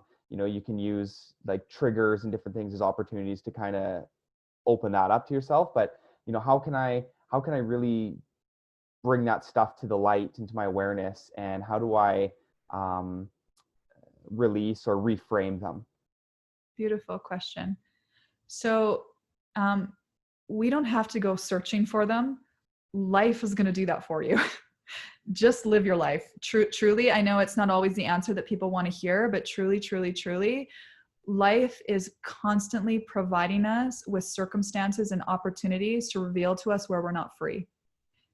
And when we start to suffer, that is indicative of where our work is. That's where that limiting belief lies. So truly, you just need to go and live your life. And it's when we get pulled into that incessant thinking, you know, where where we're suffering about something, right? That's indicative of something needs to be looked at. And then in terms of working through it, there's a variety of different ways that you can work through it. It depends on what it is that you're looking at. Most of the time it's perception. I found, again, the work of Byron Katie to being quite profound at helping me work through it. Working with teachers and mentors is also really helpful, just because they can usually see things that we can't always see. Also, just living in a state of inquiry. And inquiry, I'll really phrase that, because this whole body of work emphasizes direct experience, meaning that we can sit here and we can talk about how good a chocolate chip cookie is, right? Like, you know, that it's so sweet and the chocolate chips melt in your mouth and it's soft, right? And it's gooey. And we can sit here and talk about it all we want. We can talk about it till the cows come home, but it is not the same as the actual experience of eating the cookie, which is that collapsing of subject object. You're completely engrossed in that experience. You and that cookie are one when you're eating it. Okay. So in inquiry, what tends to happen is people come up with a question. You know, the classical non-dual question is, who am I, or what am I? I'll give you guys some questions to take home, and we'll actually do a little bit of inquiry in our practice. And then I'll give you a few, what I call eyes open practices that can help you start to embody this as well. But when we take a question, whether it's, you know, who am I, what am I, or some other question, you know, maybe it's like around love or anger or whatever it is, right? We can question anything. We're not looking to the mind to try and figure it out. We're looking to the direct experience of life to reveal it to us. And that's where the who am I gets really interesting, because everyone always wants to go to this like really vast esoteric place. But the who am I is just, who are you being in that moment? And, you know, sometimes I'm really great. I'm awesome. I'm on, I'm kind, I'm compassionate. And other times, holy cow, I'm a big bitch, especially when I'm tired, right? That's the who am I. So it's that, and my human and my divinity. So we need to see all of it. We need to see all of it. We have to keep going. So we let life, the direct experience of life, show that to us. Does that make sense? Yeah. Thank you. Mm-hmm. What else?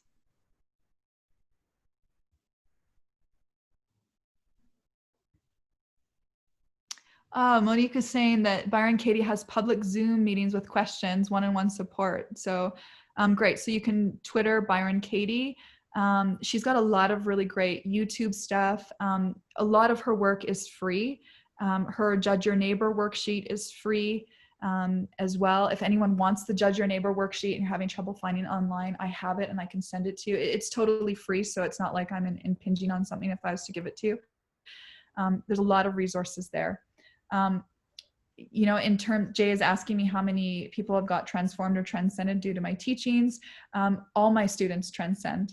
Every single student transcends.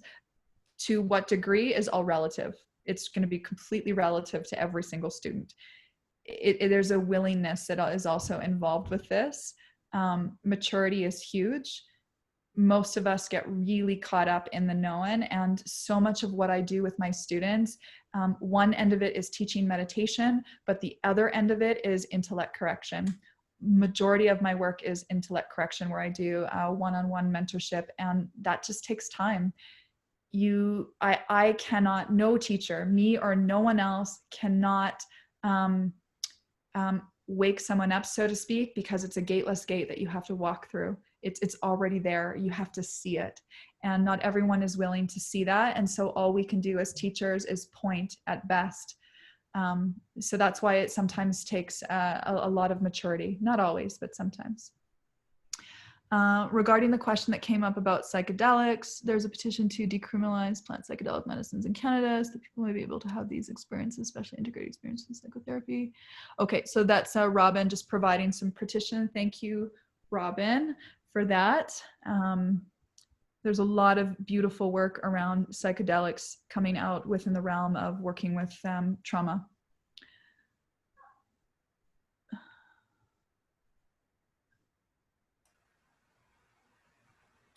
Caryn, I have a question. Yes, Monique, exactly. Sorry, who was asking? Go ahead. This is Jay again. Hi, Jay. Hi. So the question I actually typed it earlier here. So now you spoke about transcendence. So now, how do you, like, whenever you wish, whenever you're free, do you get into this transcendence mode of being one with the universe? And then whenever you don't need it, you come back to your normal life, like day-to-day life. Like, do you have that control of jumping into transcendence wherever you want and coming back to your normal caring, like, normal average person who's driving a car or doing your day-to-day activities? Like, at will, can you go into transcendence? Yes and no. It depends. It really depends. So once you've recognized that universal state, you can go back to it almost at will, but usually it requires me to sit in meditation for a minute to remind myself that I'm universal presence. But I don't always live 100% in transcendence, because then I would be in duality still, right? It's all of it. This whole thing is the process of forgetting and remembering, and forgetting again and remembering, and forgetting and remembering. And that's the whole idea of life, is going to be the very thing that's going to open you up. You know, as soon as I bump into something that you know, triggers me, right? For me, like, to use Ram Dass's words, it's like far out. It's like, okay, I'm getting triggered by this. And it's almost exciting for me now, because it's like, this is an opportunity for me to grow now. This is an opportunity for me to challenge old perceptions and patterns. And so then I'm moving into a more expanded awareness. That depth is a depthless depth. Awakening is really the first stage, and it goes on forever. That's why there's that old Zen saying, before enlightenment, chop wood, carry water. After enlightenment, chop wood, carry water, because you just go on and you keep living your life. Life is going to take care of the rest for you. Okay, thank you. You're welcome.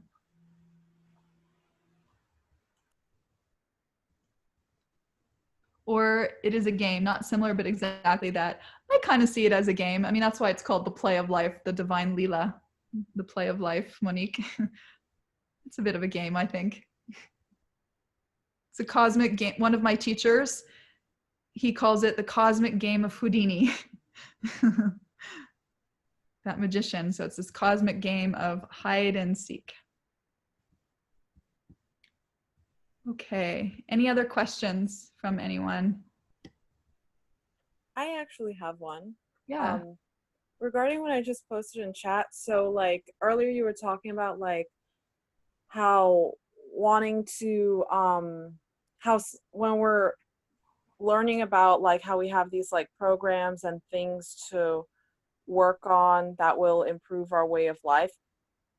Once we come across that like sort of awareness, we want to be able to call upon it like to our convenience and be able to work on it in like a certain pace or whatever that we may not be ready for. And you were talking about how to just live our life and that will bring up whatever needs to be triggered, whatever needs to be worked on in the moment. And so I've noticed lately that that's something I'm really struggling with, and that like shows me that in and of itself, like that that needing to develop that patience and that compassion for myself and my process and divine timing, that's something to work on. But now I'm wondering, how would you suggest going about that?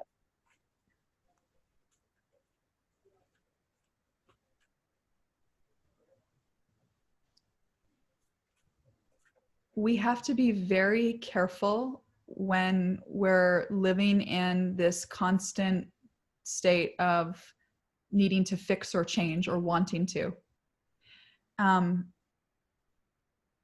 For one, it's arguing with the moment of reality. So now we're not even in the moment and it's creating suffering. And two, when we're constantly trying to fix something or change it, it's actually perpetuating a belief that is so much deeper, that touches at the core of the human condition, which is that I am not enough, that I am somehow not enough as I am in this moment with whatever it is that's occurring and going on. So I would just simply ask, like, can I be with this? Can I be with this?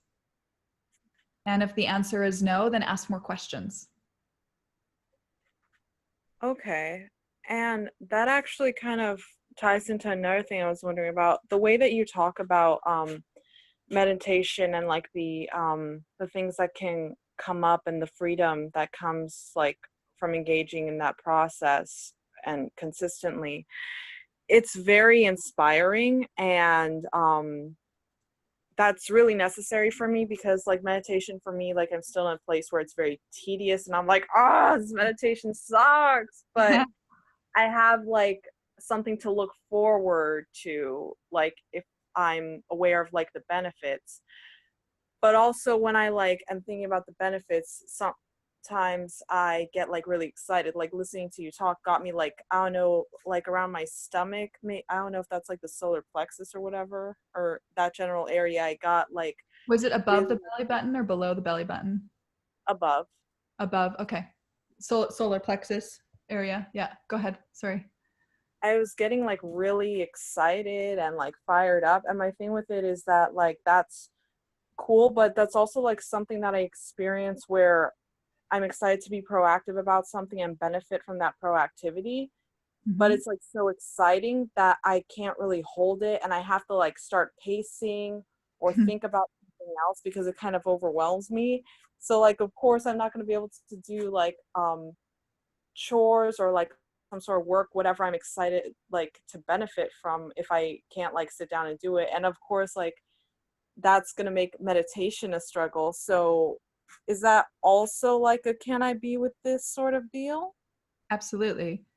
Absolutely. It's can I be with this? And if the answer is I cannot be with this excitement, it's so much, I need to pace, then that's your answer. You don't have to try to be with it. Then you would just witness yourself being in this experience of needing to contain it or wanting to contain it and can't, and getting so excited where you need to pace back and forth.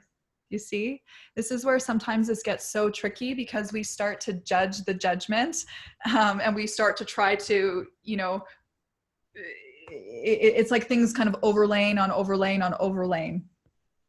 So it is coming back to, can I be with this? But remember that if the answer is no, then it's, can you be with that? Can you be with the no and the experience of the no even as well?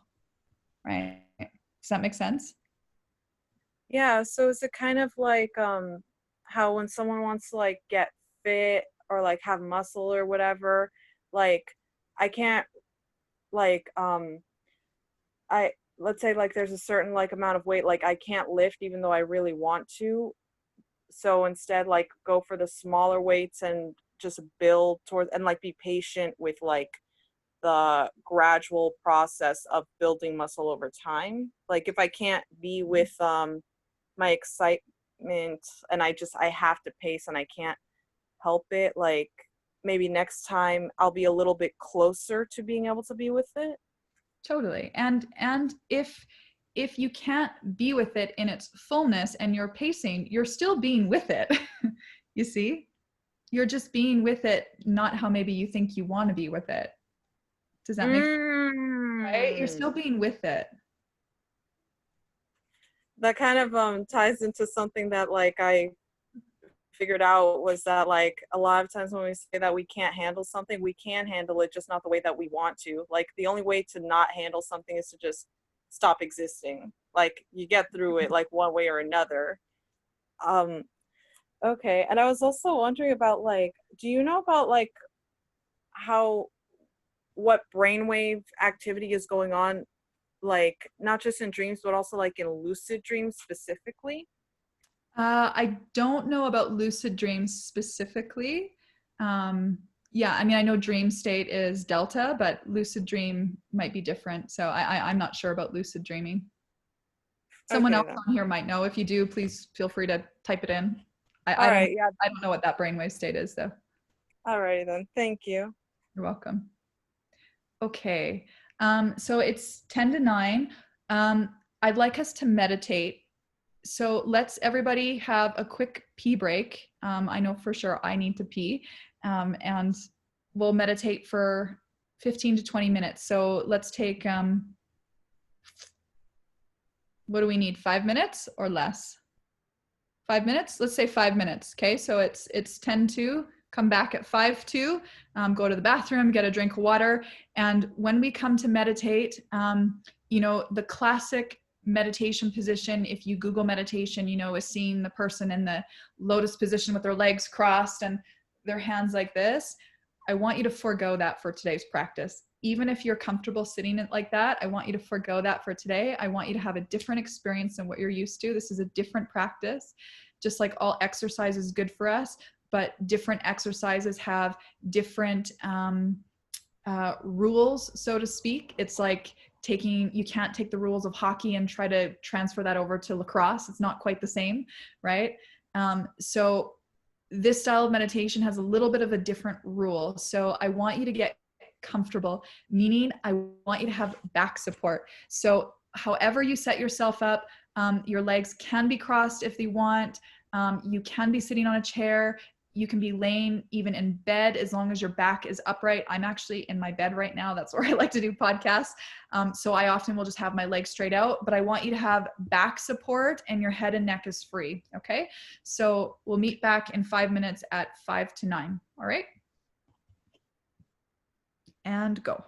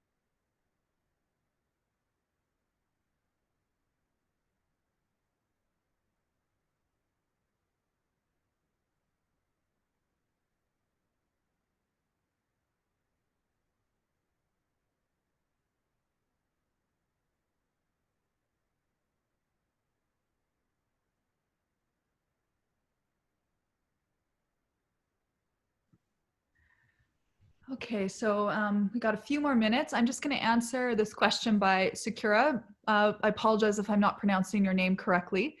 So Sakura says, I'm not a very good meditator. So she's asking a question about how important it is to go to 100% transcendence. So Sakura, I want you to let go of all of that, about your past experiences of meditation, about the yin and yang, and I want you to be in this experience, because the truth is there's no such thing as being good at meditation. Meditation really is just teaching us how to sit with what is. And what is might be in the moment your mind is really busy, or in the moment you're feeling really fidgety or agitated, or possibly, if you're lucky, in the moment you'll have this really blissed out, pinnacle Zen-like experience. Okay, so don't worry about getting to transcendence. You're just going to listen to my guidance, and you're going to get where you get. Okay. So we've got just a couple more minutes while we're waiting for people. Does anyone else have any other questions?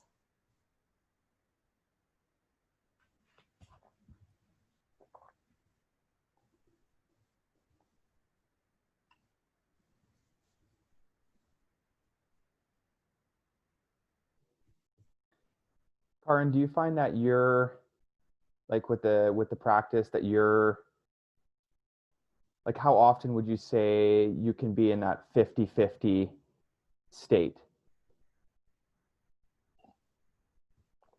I'm in 50-50 state all the time. All the time. 50-50 state I am. When it comes to other aspects, I'm not all the time. Okay. Because that 50-50 state, remember I said, is a verifiable fourth state of awareness, meaning that scientifically it's proven. So if we're getting into brainwave states, so waking state is beta or alpha if you're in like a lower beta brainwave state, and then sleep is delta, and then dreaming is REM. Okay. So when you're in transcendence, in meditation, you're in theta. But when that's been stabilized, so you now are moving into a fourth state of consciousness, when your eyes are open, you're in gamma brainwave state. And gamma brainwave state is characterized by high perception while you're still calm. And then as you keep going, within the realms of consciousness, within our tradition, there's 7 states. I actually believe that there's an infinite amount of state of consciousness personally.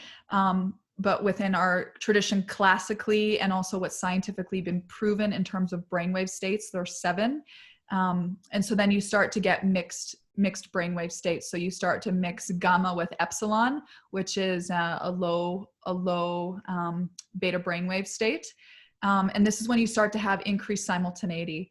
So one of the hallmarks of increased wakefulness, there's 3 of them actually, so you guys can all watch out for this within your own life, and you can use this a little bit as a gauge of how you're progressing, because the thing about meditation is you can't really like gauge your progression in the same way you can as like exercise, where your clothes are fitting different, or your weight is changing on the scale, right? And when you're truly in a full absolute awakened state, I'm not in an absolute awakened state in this moment, right? If someone really was, they wouldn't actually even tell you that they were anyways. And that's when we would say, awakened ego, or from my old Zen days, they call it the stink of Zen, right? So those 3 hallmarks are those that you can use as a gauge, is increased simultaneity. And so that's the capacity to be aware of how you're feeling internally at the same time as your environment. So I would postulate to say that, most of you are aware of me speaking, but you're not really aware of how you're feeling internally. And I'm not saying all of you, because some of you very much probably are, but that increased simultaneity starts to grow, where you're aware of your sensation happening inside at the same time as other. And that's super important for being able to maintain and contain a full awakening experience. And that's why most people can't actually, because our perception kicks in and we judge the experience that we're starting to feel inside, and we just get too pulled into it rather than being able to sit with it. So increased simultaneity is one. Pattern recognition is another. So we're all really good at recognizing, pattern in other people, like our bosses, our kids, our spouses, our friends, the things that they're doing really well, or the things that maybe they're maybe not doing so well at, that's kind of holding them back, but we're less good at seeing on ourselves. So meditation is building self-awareness so we can see our own patterns. Like we say in our tradition, mindfulness isn't something that you do, you already are mindful. That's your natural state. It's your natural state of awareness. It's your natural state of existence. So transcend first, and then you can be mindful. Because if you don't have a context for non-dual awareness, then you don't have a context for self-awareness to even see what you're being mindful towards. So then you just get pulled into the drama again. Okay. And then the third thing is we've got increased pattern recognition, we've got increased simultaneity, and the third thing is the ability to detect subtlety. So the fine level of feeling. And that's really what we need. If you remember my diagram of wave ocean, the ability to detect subtly is our ability for our senses and our nervous system to see and sense and feel and hang on to the stillness and the silence that is always already there. They coexist together. It's not an either or, they're already there, which is why it's not an achievable of anything or you're getting anywhere. It's already there. It's just learning to see it. That was a very long answer to your question. I'm the queen of that, so. Okay, you're welcome. All right, so let's meditate. If anyone needs to go, I didn't press record, so I hope, were you recording it? I got everything, yeah. Okay, good. This is being recorded, so if someone does need to go, it will be recorded, so. Okay, so I just wanna make it clear that the meditation that you're doing with me right now isn't true Vedic meditation, because Vedic meditation can only be taught in person live, not over a screen. It requires contact with a teacher to be an anchor. And then usually you are given your own personal custom mantra that acts like a prescription. But I will guide you through a very similar type of practice to a Vedic practice. We will still use a mantra. I will just give you a generic mantra that's universal for everyone, okay? So set yourself up, make sure you've got your back support, your head and neck is free. And if you fall asleep in this practice, truly that is okay, because transcendence feels a lot like sleep. So don't worry about it. And I'll be here afterwards to answer a few more questions, okay? So please close your eyes.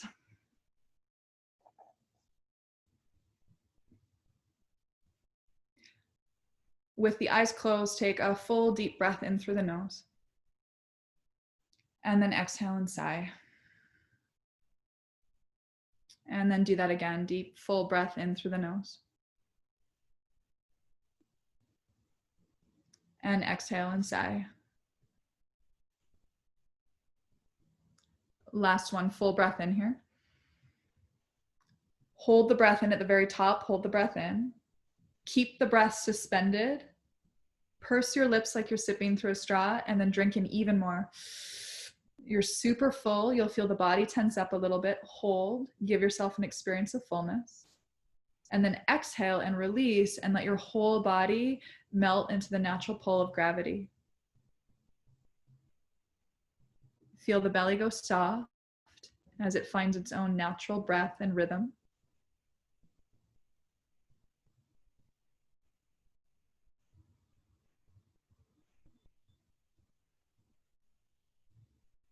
First, notice what we could call the marginal sensations or the gross sensations that are happening in the periphery, meaning the feeling of your clothes on your skin, the different textures between your pants and your shirt. Maybe you have a blanket over your body like I do. Can you feel that texture?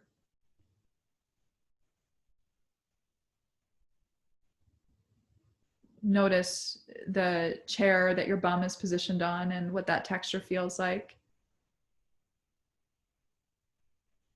The cushion behind your back. And as you're feeling the body in this very subtle way, if there's anything that you can do to move and reposition yourself slightly so you can become even 1% more comfortable, do it now. It's such a simple act of showing our self-care and love and attention.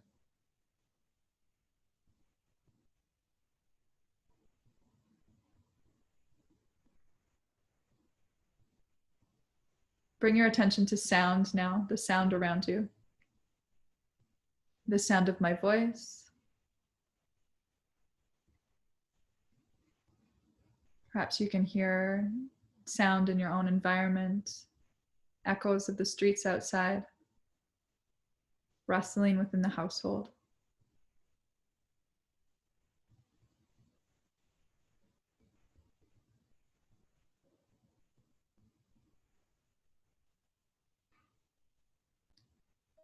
And now see if you can redirect your attention from the periphery or the environment to in the body and notice the sound of the beating heart. Don't worry about it if you can't find it, just listen. And if you can't hear the heart beating, that's your experience of this moment of the heart beating, is you can't hear it. You don't need to try to mood make or pretend anything is there that it's not.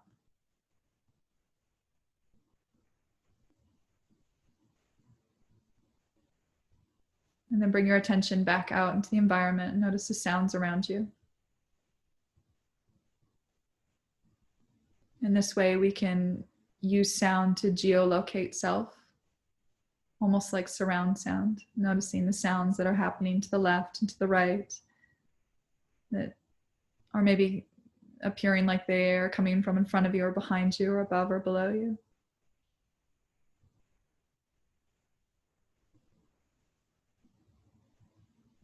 And then in that same way, take your attention and direct it back inside the body and hear for the sound of your beating heart.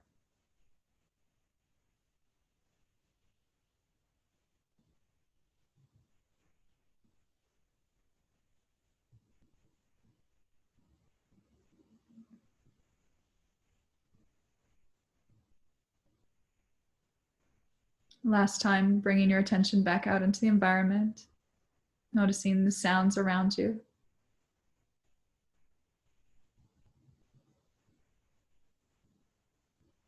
See if you can notice the more subtle sounds in the environment that are a little less easy to hear.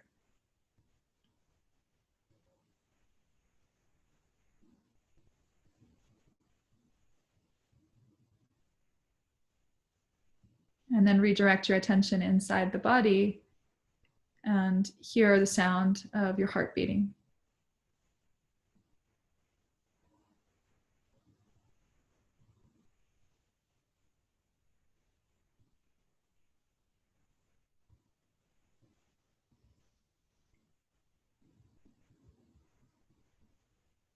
Now, whether your attention is able to hear the physical sound of your heart, take your attention slightly to the right of your anatomical heart, to the middle of your chest, which is sometimes known as the spiritual heart. And let your attention rest there, middle of the chest, right around the height of your nipples, middle of the chest, between the front of your sternum and the back of your shoulder blades, middle of the body.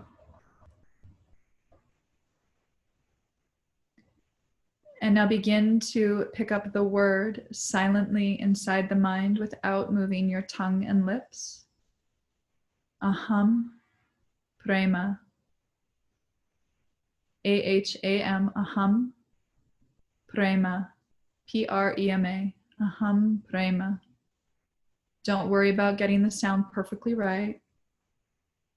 Just repeat this sound softly in the way that you hear it phonetically. Aham prema, meaning I am love. Aham prema. Silently inside the mind.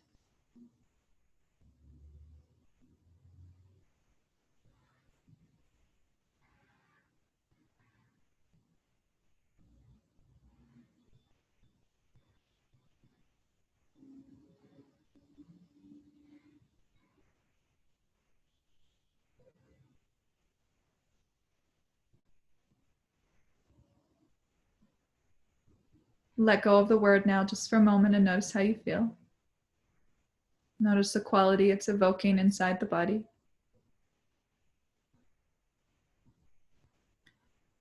Now, in a moment, you're going to pick up this word again, aham prema. But this time when you pick up the word, you're going to imagine as though this word was on a dimmer switch. And with each repetition, it's getting quieter and quieter and more soft and more subtle, and more spacious. So go ahead and pick up the word silently, softly, and very passively inside the mind. Aham prema. A-H-A-M, aham prema, P-R-E-M-A. I am love. Aham prema.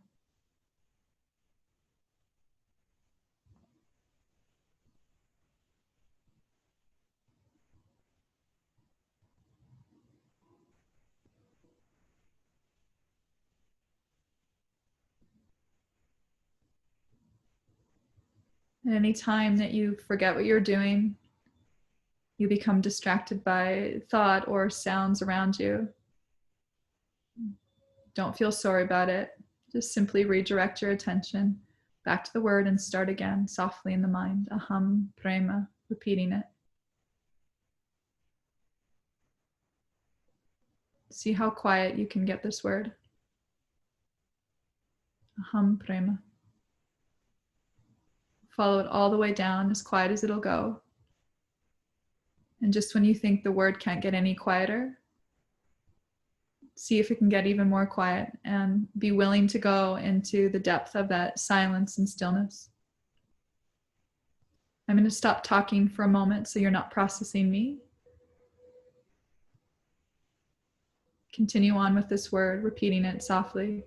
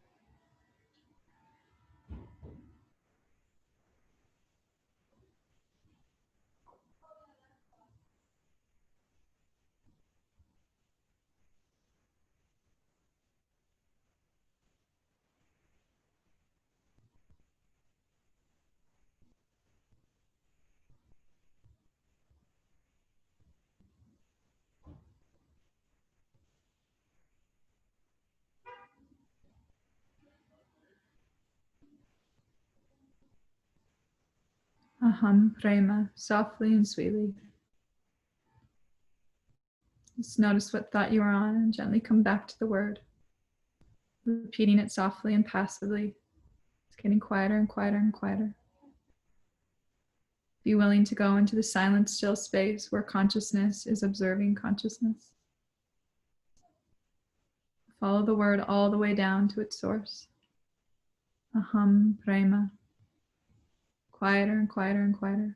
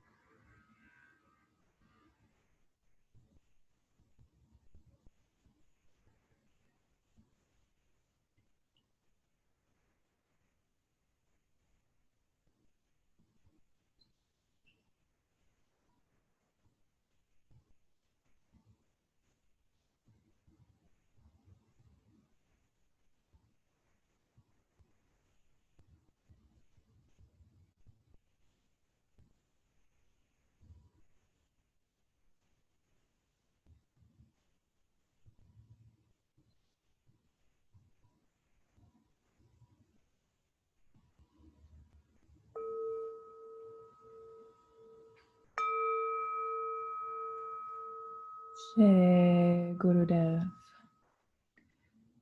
Keeping the eyes closed, gently let the mantra completely dissolve and just rest with no technique, and notice how you feel.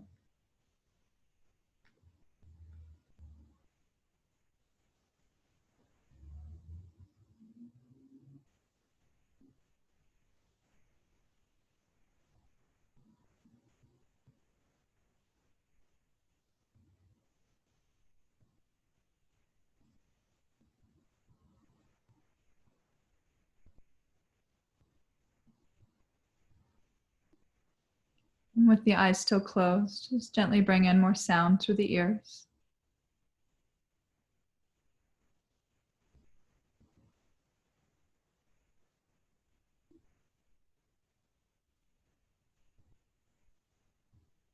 Noticing sensation on the body and in the body.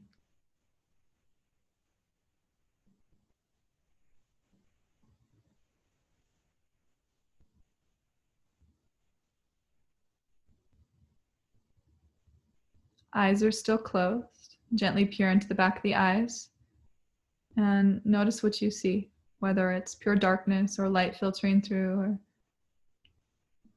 something else dancing under the eyelids.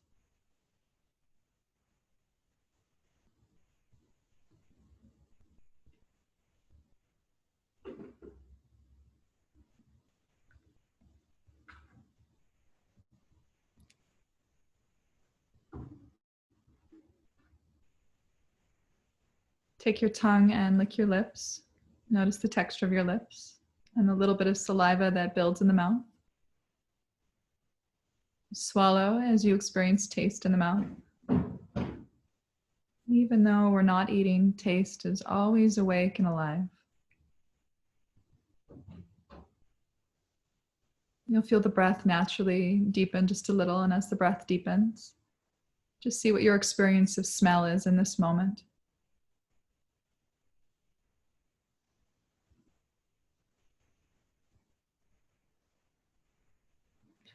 And then almost like you were trying to pull the lens or curtain back on your experience, you're going to attempt to stack each of these together as one experience: sound, sensation, sight, taste, smell, one simultaneous experience all together.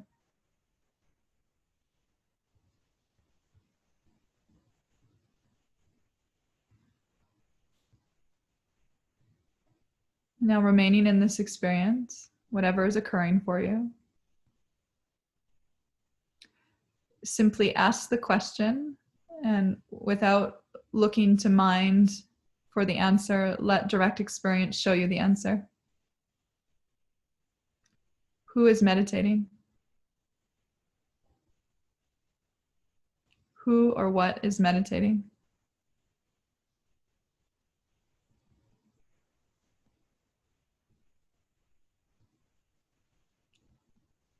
Let direct experience show you.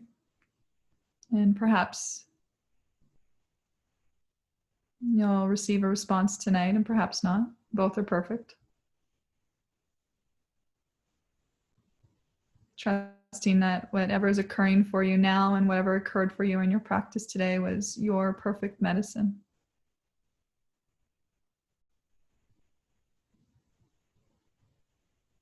Was your medicine and is your medicine because it occurred. And if it wasn't meant for you, it wouldn't have occurred or arose in the moment.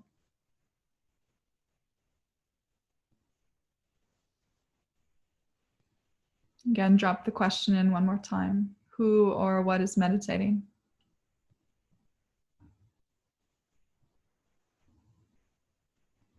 Be in the experience.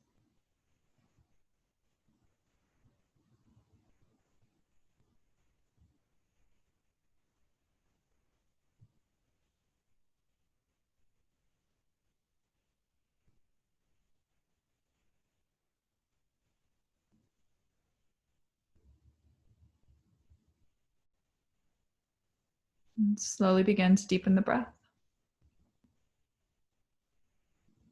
And then you can take your hands and rub them to create a little bit of heat and friction, and cup the eyes.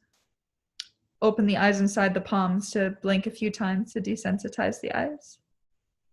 And then drag your palms down your face until your fingertips are resting on your closed eyelids, and then just gently massage the eyelids, massaging the ocular nerve.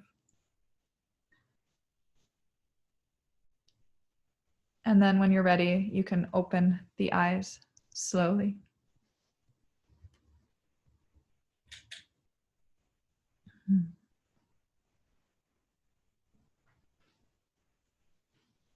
Just going to turn on the light in my room so you can see me better.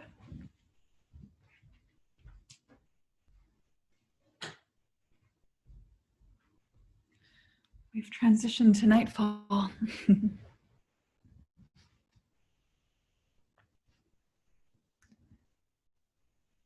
All right, my friends. I'm here if anyone has any more questions. It's almost 9:30. I'm happy to hang out for a little bit longer if anyone has questions. Please don't feel like you need to stay on though if you'd like to get going. If you would like to be part of my newsletter, you can go to www.instillmeditation.ca/mailing, and that will bring you to a link to my newsletter. And that PDF that I had, anyone who signs up through that link, I can send you that PDF directly, but I'll also send it to Calvin, and he can load it on the website with the recording. That should work, right, Calvin? Yeah? Okay, cool. Yeah. So if anyone wants it, they can have access to that.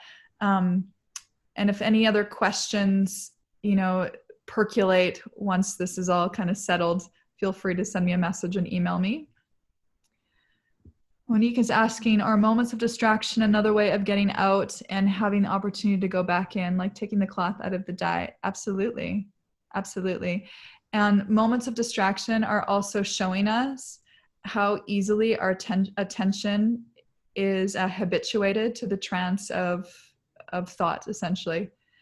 That's what it starts to show us over time. So it's both. It's all part of the process. It's all part of the process. So beautiful, beautiful awareness.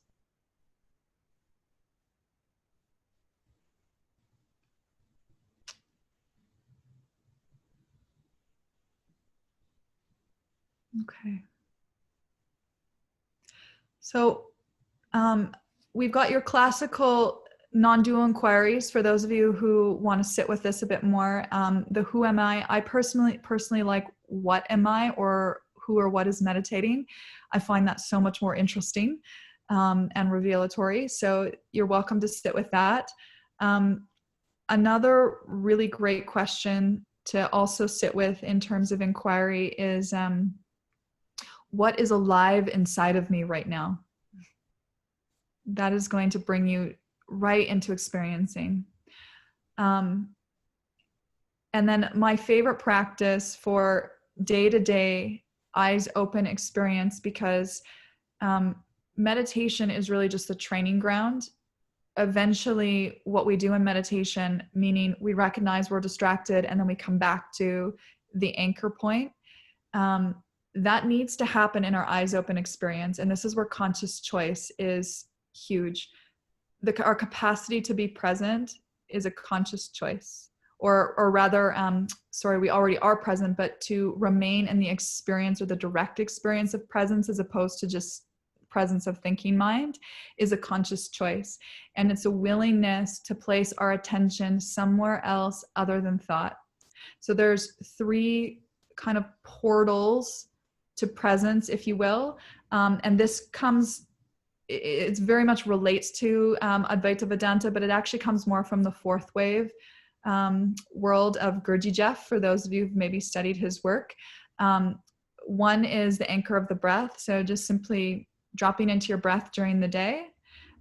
2 is acknowledging feeling and sensation. Acknowledging what you're feeling and allowing that to be there. And 3 is sight or sound. Those are very much going to pull you into presence. And really any of your 5 senses will pull you into presence. Anything that's happening you know, in taste, touch, sound, smell, sight, like it's happening in this immediate experience. So that will also pull you into a more direct tactile experience with this moment. The best way to practice that, one of my reverends, actually when I was in Japan, taught me this. Since we all have these little things called a phone, set an alarm on your phone, or if you've got like a watch that goes off. I personally don't wear a watch, so but set an alarm that goes off sporadically throughout the day, maybe like 3 times. And when the alarm goes off, it doesn't have to be a big annoying alarm. It can just be one simple beep. So even if you're in the middle of a meeting or important conversation, it's not going to be distracting, but it's just enough for you to go, where is my attention right now? And typically our attention is on thought, and then you can pull attention back down into the body, below the neck, into the body.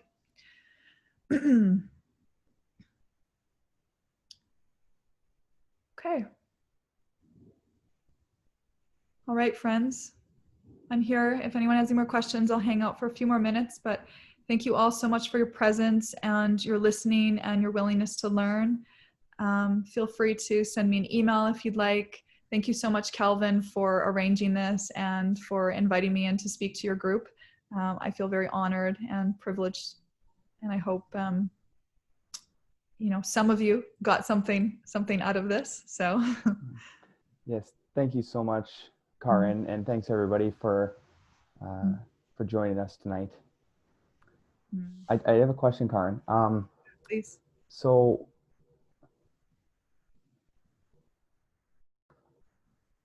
consciousness is infinite, right? Mm-hmm. Consciousness is infinite, and we are extensions of that infinite consciousness, right?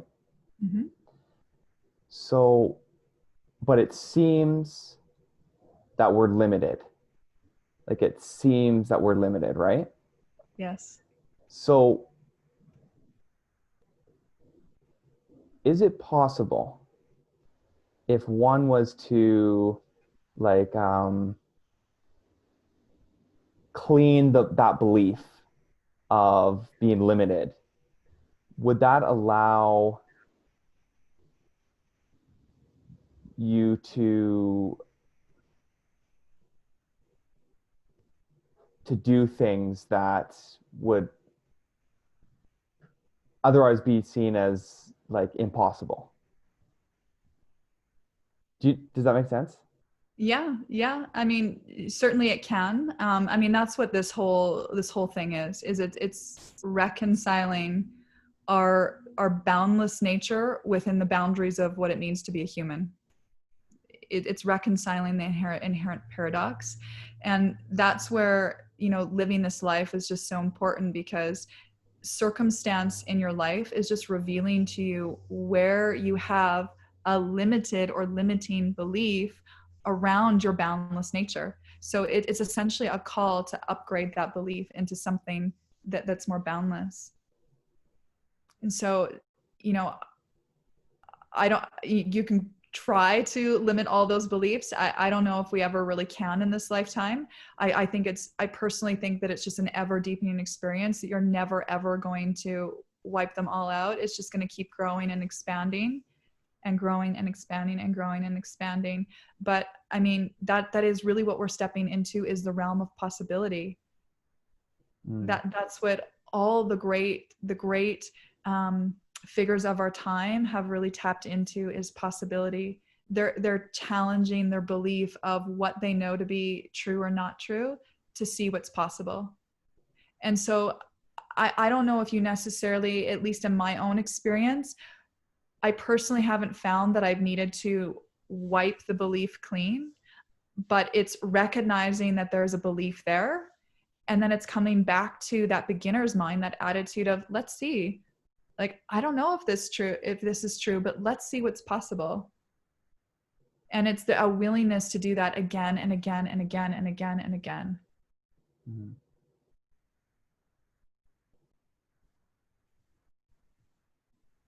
And so because we're all connected, we're all just extensions of the same consciousness.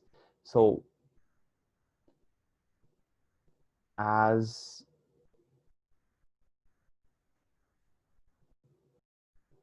if we're to like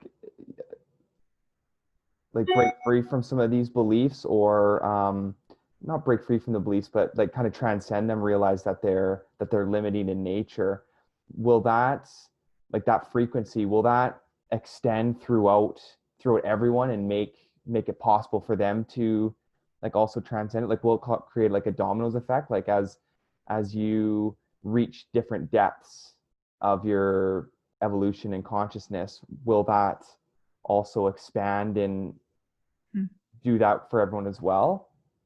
Yeah. So I've got two answers. The first one is, I don't know for certain.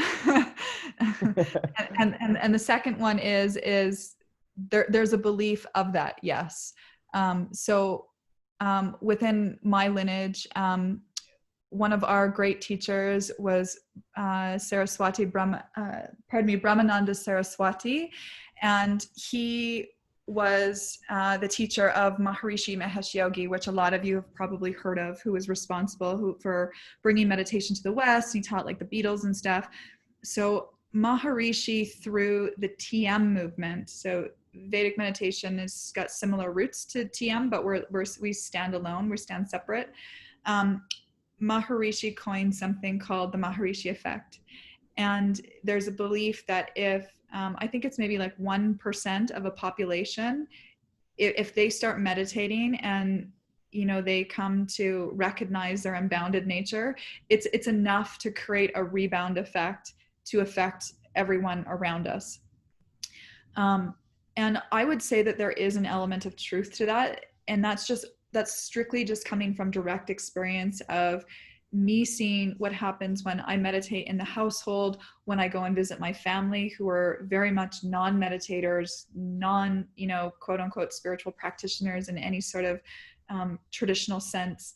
You know, there is a difference in the way that the household is affected. And then also too, when people come to learn to meditate from me, I constantly hear again and again and again, and this is just coming from other students telling me, because I don't have that experience. They have to tell me that. What students often tell me is that they experience much more depth when they're meditating in the presence of me than they do when they're meditating on their own. And that's just simply because I'm an anchor, but it's no different than if we come into a group of meditation, right? Like if we were live meditating together, all of you would have had a deeper experience than what you would have just had via online, just because the anchor and the energy that is felt is very much palpable in that. So I think it's twofold. I mean, I don't know for certain, but there is that belief. I don't know if any of you follow the work of Gregg Braden. I think he's an astrophysicist, but he's got an audiobook called The Divine Matrix. And he talks about something very similar to that and explains it more in the realm of quantum physics. My brain doesn't work super scientifically, so I'm not the best person to explain that. But for those of you, you know, who more well versed in that, if you check out Gregg Braden's work, The Divine Matrix, he does explain that more succinctly. So thank you so much. Yeah, you're welcome. Okay, a couple other questions here. Okay, you're welcome.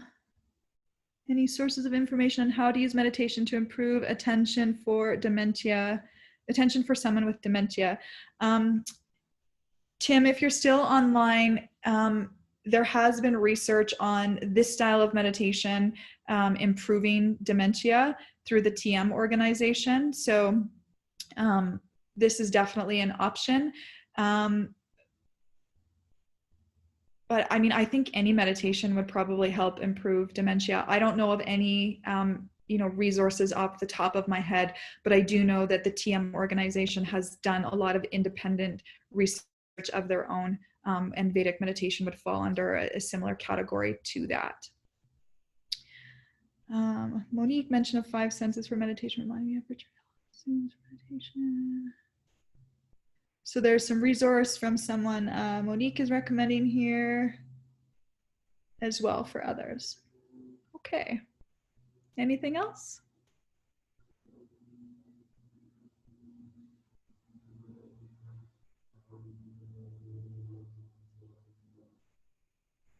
All right, let's call it a night. It's 9:40, so I don't keep Calvin up all night.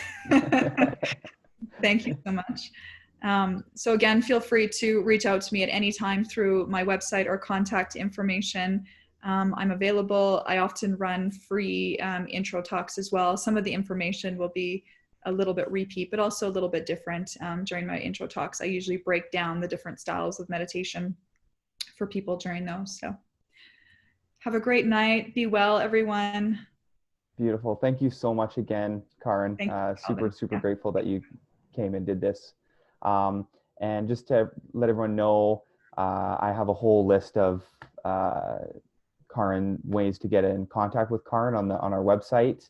I think I got like your Instill Meditation, your Facebook, a whole list there. So if anyone has forgotten or anything, they can go just check that out and they'll be able to find you. So again, thank you so much, Caryn. We'll be in touch. Yes. Take care, everyone. See you. Good night.